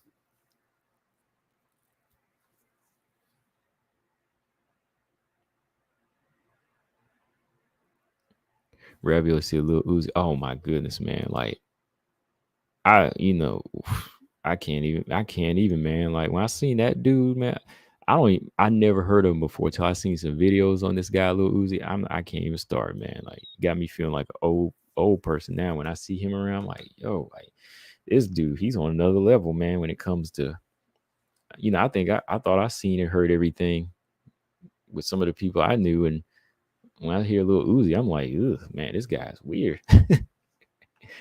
Yeah, I can't, man.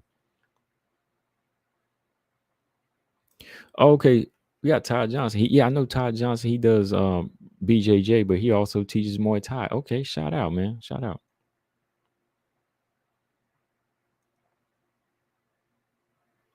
Must Thai. Oh, okay. Yeah, yeah, yeah. Okay. I'm out to hit. I gotta start.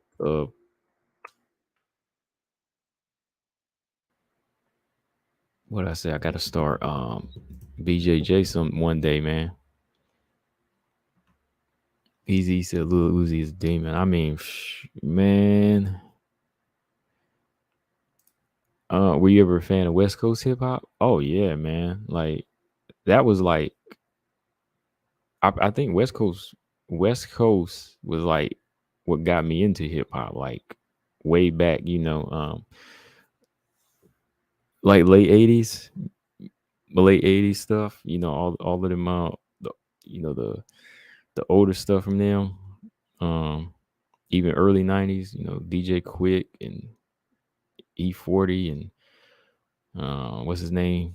Even Too Short, all of them, man. Too Short too, man. And I can't listen to Too Short anymore.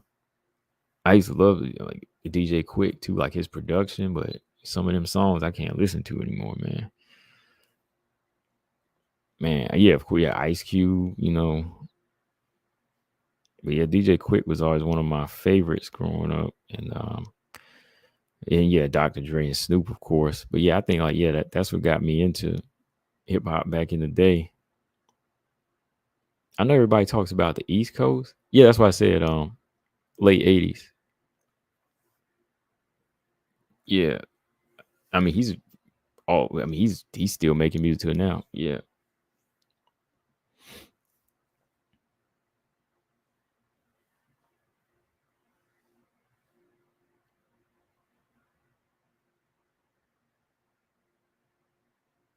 Yeah, yeah.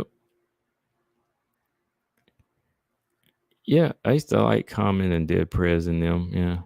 I think Ravioli said his favorite was Outkast. Yeah, I used to like Outkast. I used to like Goody Mob too. I like Goody Mob growing up a lot.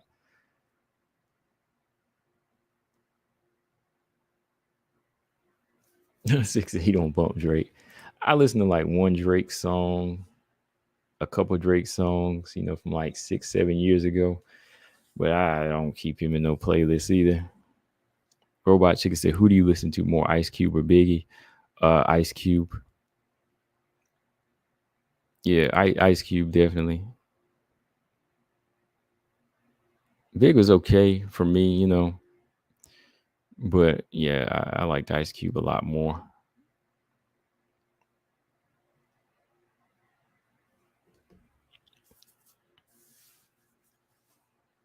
Teron said he liked, yeah, people always talk about East Coast being the birth of hip hop and all of that, but I thought, I used to like West Coast a lot better. I used to like West Coast a lot better. I mean, I like some of the East Coast, but East Coast, they kind of sometimes East Coast be haters, man. I mean, people look. I don't listen to rap anymore, but rappers can get mad at me and people that listen to rap. But East Coast was kind of like some haters, man. Even whenever Bone first came out, everybody hated Bone. I was like on the East Coast. I mean, I like New York. I like going there, but I mean, when it came down to rap, there was some haters. Running Reed said Wu Tang was awesome. All right, all right. Now, I guess I'm just not in the mood for him anymore, so I can't really defend him. Yeah, yeah. I had Ice Cube over Biggie.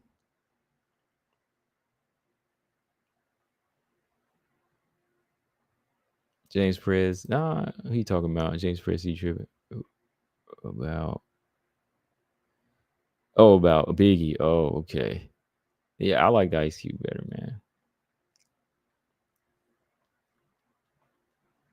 Easy said East Coast rap wasn't really hot to him until early 2000s. Yeah, I would listen to a lot of the West Coast stuff, a little bit smoother. Took me a while to get into Mob Deep, you know. Some of their stuff was a little Raw for me too, man. I don't know if that's just me, but yeah, I used to listen to Mobb Deep too. But as I got older, I was like, ooh, wow, some of the stuff they be saying. Ernest said, "What about Dirty South?" Oh yeah, yeah, definitely Dirty South. Dirty South, like yeah, like I said, Goody Mob, mm, all that No Limit stuff. Yeah, I went through that phase of No Limit and Mystical and all of them. Yeah, Outcast. Yeah, I went through all that phase of Cash Money and all of them. Taj said Cool G Rap, yeah. And Big Punisher, Big East Coast. I think Big Punisher was probably one of my favorites on the East. I know James Prez gonna get mad, but I actually like Big Punisher a little bit more than I like Big Punisher a little bit more than Biggie. Gabby said Chanel Dryer is signed to PFL. Yeah, I heard. I heard that's a good move for her. I mean, as long as they're not forcing her into the UFC yet, but that's a good move for her. She's been getting the work in. She's a good Muay Thai fighter. A couple of good finishes on her resume. Now, I hope, Gabby, I hope they don't rush her into a fight with Dakota Dechiva. Now, I hope they don't put her on the chopping block for that type of fight. Now, that's too soon for her. I'd rather see her fight. Dang, they signed a couple girls that were like in Bellator. Dang, man, I can't remember. But Chanel Dyer, she has a good amateur. She has a pretty good amateur career too. She's fought that girl that's signed to the UFC now, Shauna Bannon. She fought Petrovic. Those are amateur fights. She came up short in those fights, but I think that Kota Chiva, that'd be a little too soon for her because she's 8-0, and she tends to have her footing a little bit more. They both have a good stand-up background, Muay Thai, but I think that Dakota, she's a little bit more advanced. He said Dakota probably going to win the PFL flyweight champion. Yeah, I think it's kind of in stone for her to win it, right? I think so.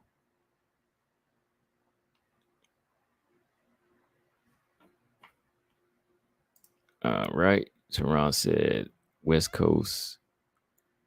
Oh, 6 said he listened to Audible. I did download Audible too. I downloaded Audible like to put books and stuff on there. I know not a lot of people do that, but I was gonna Audible.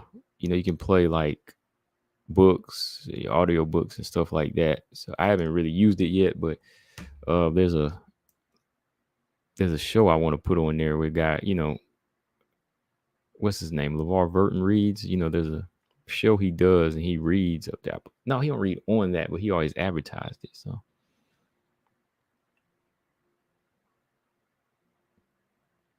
6 said he likes good music with no words. Yeah, I listen to a lot of instrumentals now, man. Like I listen to some rap instrumentals and I listen to a lot of like, jazz and stuff now, but I don't really listen to a lot of words anymore, right? Yeah, I used to like Ludacris too, but yeah, he's going to Pantera. Mm.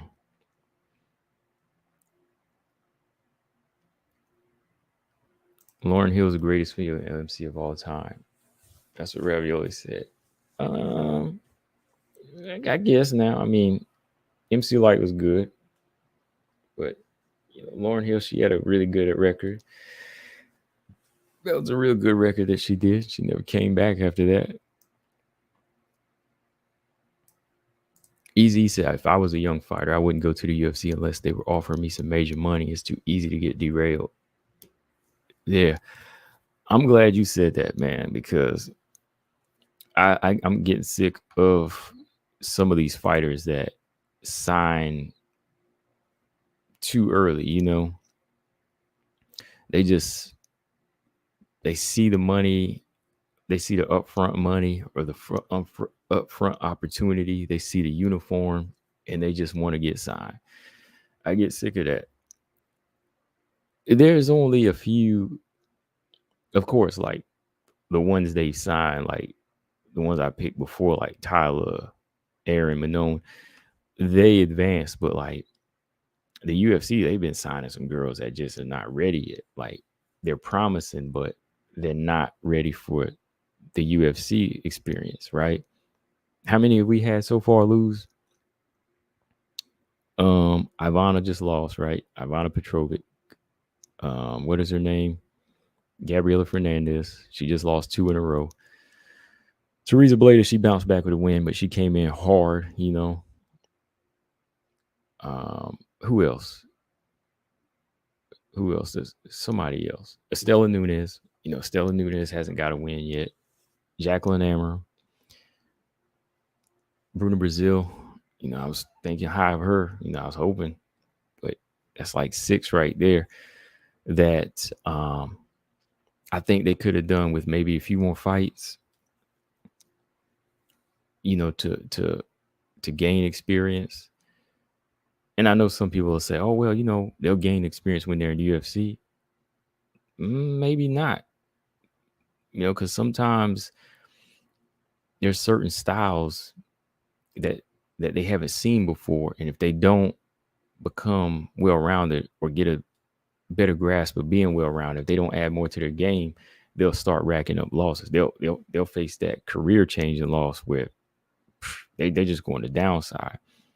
I mean, sometimes people come up short because remember, Tyler Santos lost her first fight, but I didn't count her out. That's the difference. Like Tyler Santos lost her first fight in the UFC.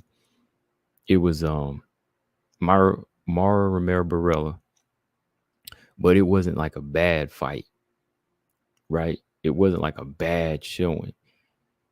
Like we look at, say, for example, Gabriela Fernandez, her first fight, she got drowned, you know, on the ground over and over and over. You know, she got drowned in that Jazzy Vicious fight. I didn't know it was going to look like that. But when Tyler Santos, you know, she lost her first fight, I was like, okay.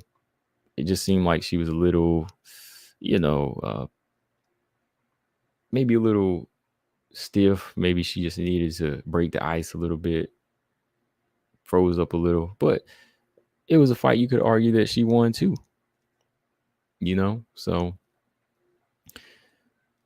she still had that experience is what I'm saying. Like every now and then you get a fighter you sign where you just know that that talent is ready. But some of them, they're just premature signings. Like I said, Jacqueline Amram, that's a big one because she came in 5-0, 5 first round, 5-0, 6-0 first round finishes. And what came of that, you know? She got drowned.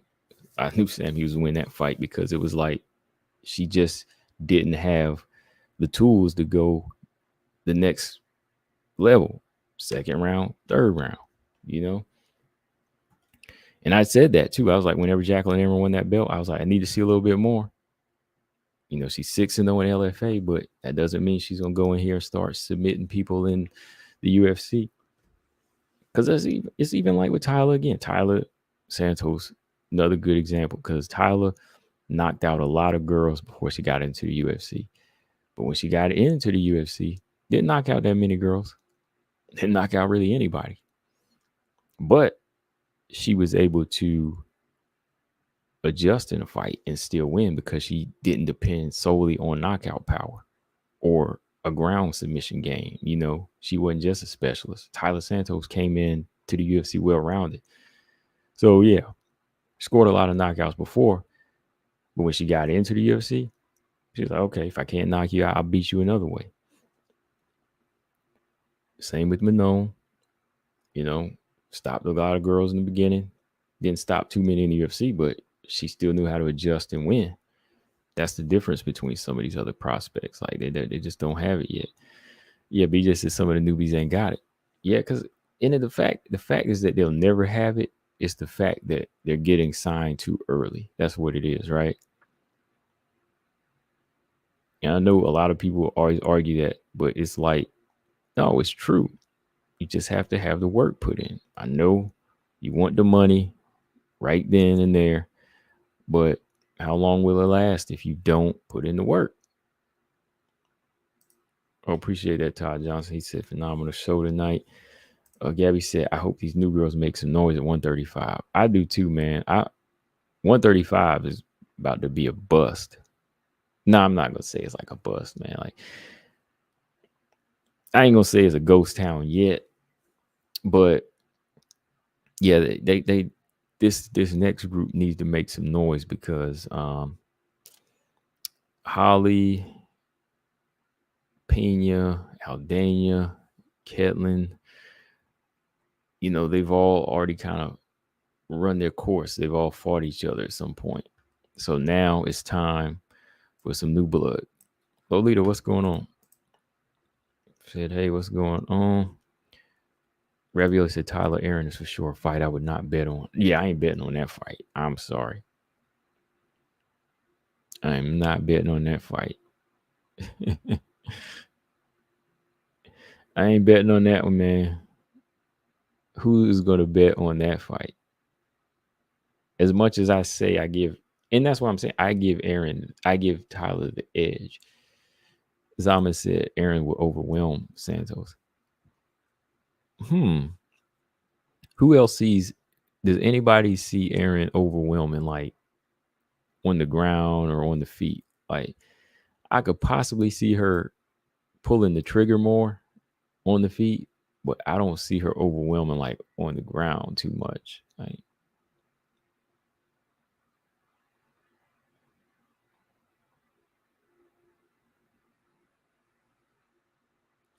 so you can confidently bet on Aaron. Okay.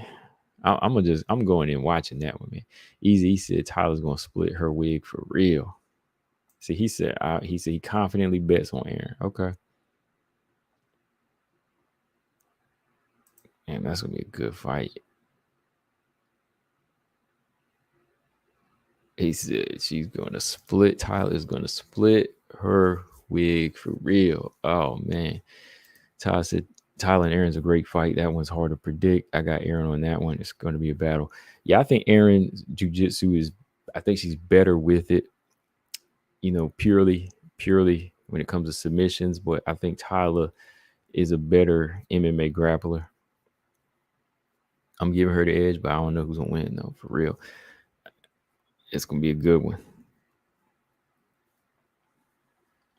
Lolita said Norma Dumont. Got Norma Dumont. Yeah, I'm going to go with Chelsea. If Aaron wins, I think it would be pace and pressure. Yeah, I think if Aaron wins, it's going to be volume. I think if Aaron wins, it's going to be a volume thing. Like, I think she'll try to land more. When Tyler waits, because Tyler can wait, look for the big shot. Aaron's probably going to perfect that jab because Aaron's jab has been looking a little bit better in each fight. So if she perfects that jab, man. Yeah, Tyler's a big girl too, though, man. I don't know if I could pick against Tyler in this fight, man. I don't know if I could confidently bet against her like that, man. Renarini said to interview Chelsea again. I'll try to. Well, yeah. Yeah, I will. I was going to a while back, but what happened? I think we had something come up, and after that, I think she had something come up. So yeah, I didn't. Maybe I'll interview again. I haven't done interviews in a while over here.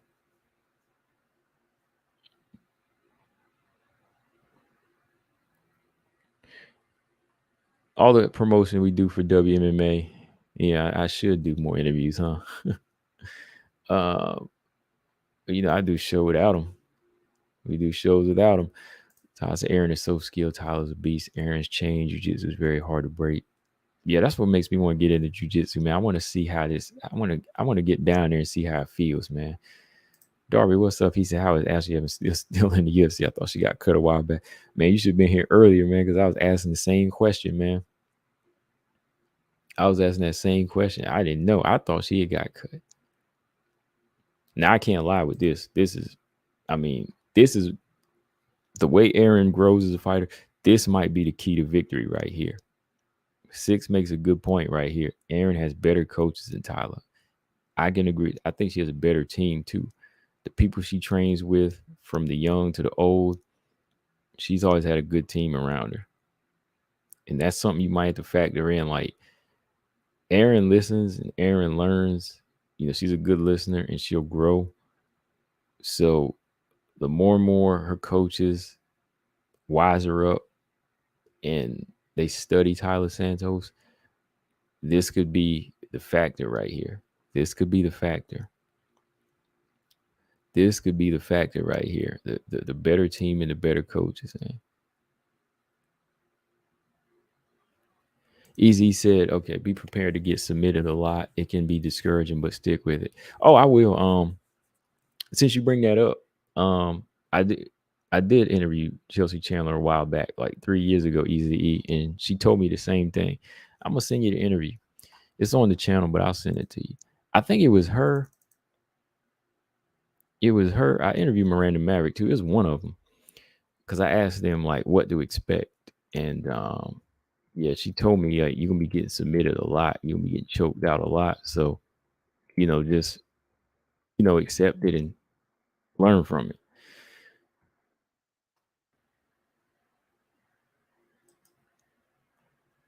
This was a while back too.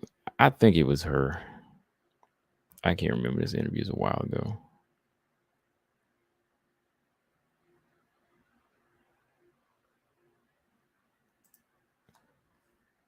It was like 3 years ago. There it is. Oh man, it didn't even post it, man. Hold on. Let me delete that.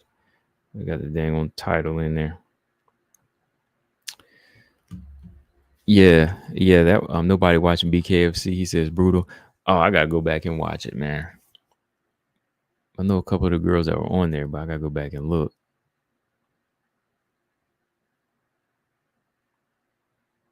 Yeah, Easy said be prepared.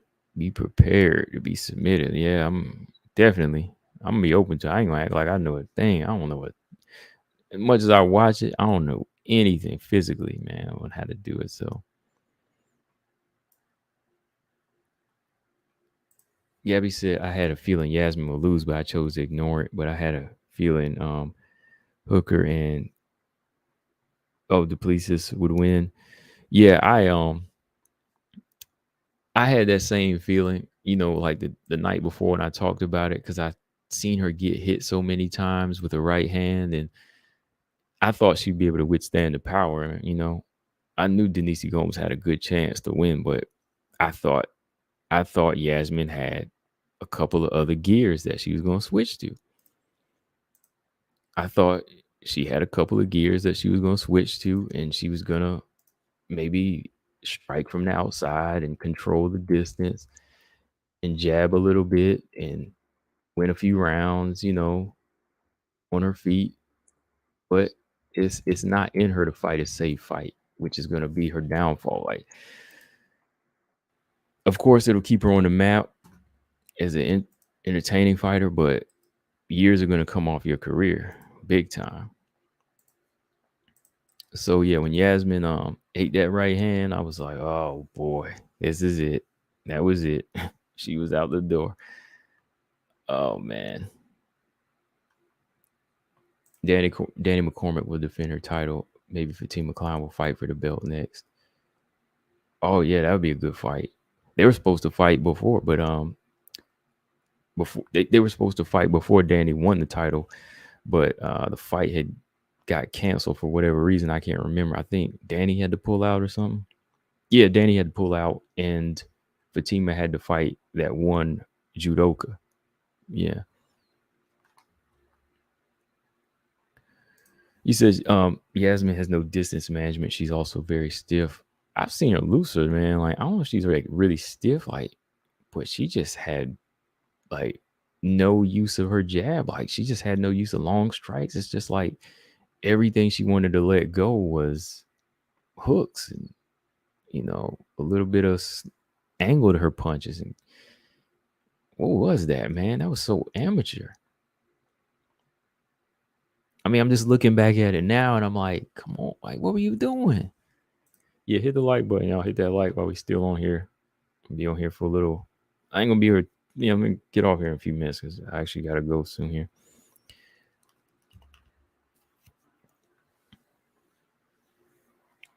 Volkanovski, best fighter on the planet. I can't lie, man. I mean, Volkanovski, Some of y'all did. Yeah, I know some people made the arguments Yair was going to win, but in my opinion, I was like, I gotta stick it out with my man here because he's got that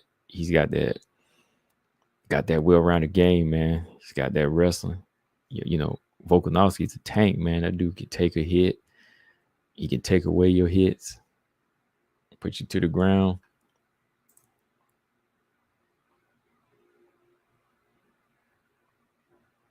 Oh yeah. Oh yeah, man. She wasn't, man. Ashley Evans Smith wasn't messing around, man. Fallon Fox, man. I mean, look. Again, no offense, though. Like Fox, if you want to fight, but I think there should just be a division for, people like Fallon Fox. You don't go in here trying to bully women like that. Beating up that other girl like that and hurting her bad. Ashley Evans Smith came in, she let go.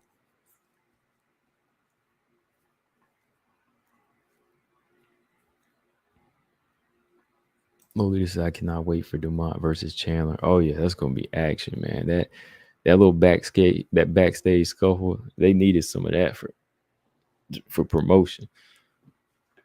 Yeah, that's what I'm saying. Ravioli said Fallon Fox broke that woman's skull. Yeah.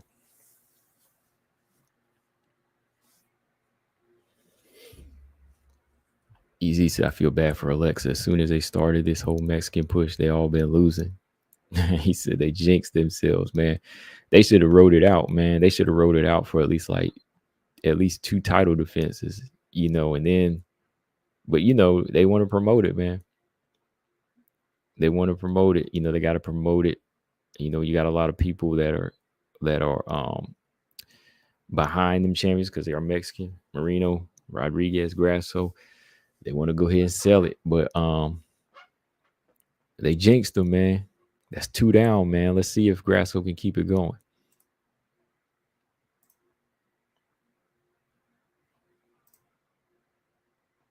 Yair's interim. It was a joke, Rabbit. So Yair's.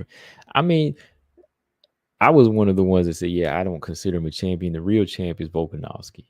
So really, people still gonna argue me on that because I said the same. I didn't say it as a joke, but I know what you mean because I was like, yo, it's not a belt. It's an interim belt. It's basically saying he's number 1. People say, no, it's a champ. He a champ. I mean, I know he's next in line. Because if that was the case, Amanda Lemos is an interim champion, But, they gave him a piece of hardware for it. So he was rocking it. And you're gonna put it up. It stands for something. It stands for something to him. Aldana jinxed the whole country. Dang. Joseph Handyman, what's going on? He said Aldana wasn't going to beat Amanda. No. I mean, Chelsea mentioned that at the press conference too. She was like, Aldana fought like crap. See, that's what I'm saying. Like, she just being real about it. Aldana, she was like, Aldana fought like crap, And that's what it came down to, man. Like, that's what it came down to. Aldana did not put it all on the line. Like, she had one moment that could have been good for her in the first round, but just the wrong mentality. Marcus Bell, Ashley F. Smith. I remember that character. It was like on the 3rd one, I believe, right? Yeah, because I used to play Mortal Kombat up the round. I used to play up to part 3, and then I kind of stopped. But yeah, I remember that character. Yeah. Volkswagen is my favorite fighter right now too. Yeah, Aldana didn't really like try, man. Like that's what kind of separates certain fighters from other fighters. That's why, like, as much as we knock like Pena for not adjusting, I mean, at least Pena did do some damage to Amanda. Like at least Pena did something. Like at least Pena did do something. Like even if she couldn't switch gears and it wasn't, at least you made the champ walk out on a crutch. Like, I give her that. Like, at least she did do that. But Irene Aldana never had any moments, right? Irene Aldana had no moments in this fight to make us say, at least she did this, or at least we seen the dog in her. Like, Nunes had to work hard for every round. Like, Nunes won every single round in the rematch against Pena, but she had to be turned on for every single round. There was a difference between this fight and the Aldana fight. She shut them both out, but one shutout required full attention. One shutout required full 100% focus, because if she didn't focus on Pena and make her look green like she did, she would have got slept herself or submitted. But the Irene Aldana fight, there came a point where it was just like easy. It was just easy work. Gabby said Calvillo is back against Reed. Yeah, I heard. No. Wait a minute. Calvillo did. Yeah. Calvillo did get cut. I was thinking at least Reed. Yeah, I thought Calvillo did get cut. Now that I think about it, yeah, like, didn't Cynthia Calvillo get cut? She did.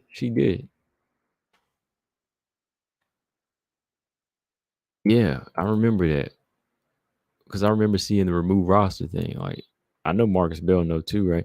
Didn't Cynthia Calvillo get cut? I know she signed the fight, but yeah, I thought she had got cut too.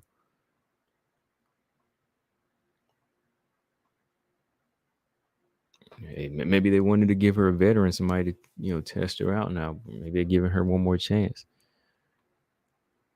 Yeah, because that's what I was talking about. I said, like, the one fight she looked good in, it was too late. The Loopy fight was competitive, right? Some people felt Loopy won, but Loopy still got the victory, and even though Calvillo looked competitive, she still got cut, right? So I remember talking about that. But yeah, they must brought her back. Yeah, Easy says sometimes they use a cut fighter, so they giving her one more chance, man. Cynthia Calvillo better go in here, show out. Joseph said Amanda has always had leg problems in the majority of fights. She's had bad legs, although leg kicks are her weapon. One reason she stated retirement, serious leg issue. Ooh, yeah, that's something, man. Like, and the thing is too, like, you couldn't even tell, like, with the way she knocked Holly Holm out with a head kick, the way she, put the leg kicks on Rocky Pennington and all these other girls, and that girl probably in some pain.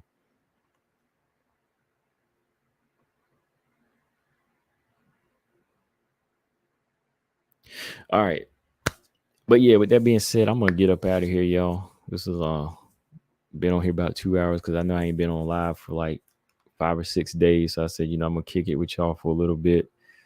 But good chat, definitely a good chat with y'all.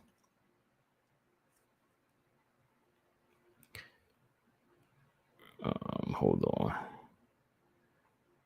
Yeah, definitely a good chat with y'all once again. Shout out to everybody in the chat, because I was just looking at the date. Yeah, I haven't been on since about 5 or 6 days. So yeah, had to stay on this month about 2 hours.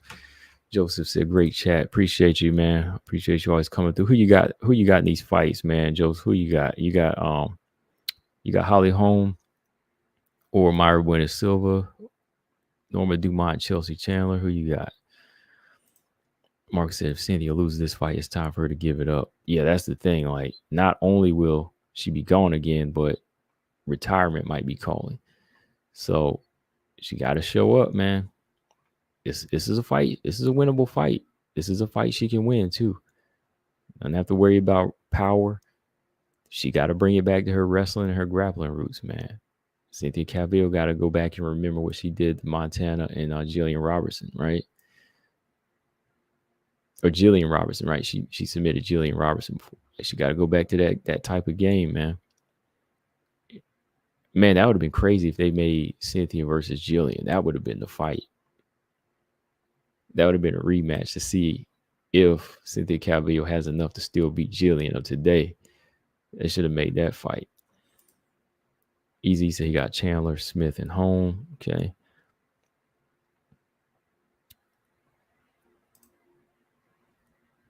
Joe said Holly probably wins decision, hoping Silva retires her. Yeah, that's what Straya said. Everybody, wants Silva. I mean, it's definitely not a bad thing for Silva to win the fight. I mean, we need some new heads, right? But let me close this thing out, y'all. I will catch y'all tomorrow night. Make sure y'all tune in. We're gonna do the fight companion tomorrow for the main card. Okay. Let me see, fight companion tomorrow at 10. Yeah, we're gonna go ahead and look at all the fights. Not the prelims, but we're gonna jump on for the main card at 10.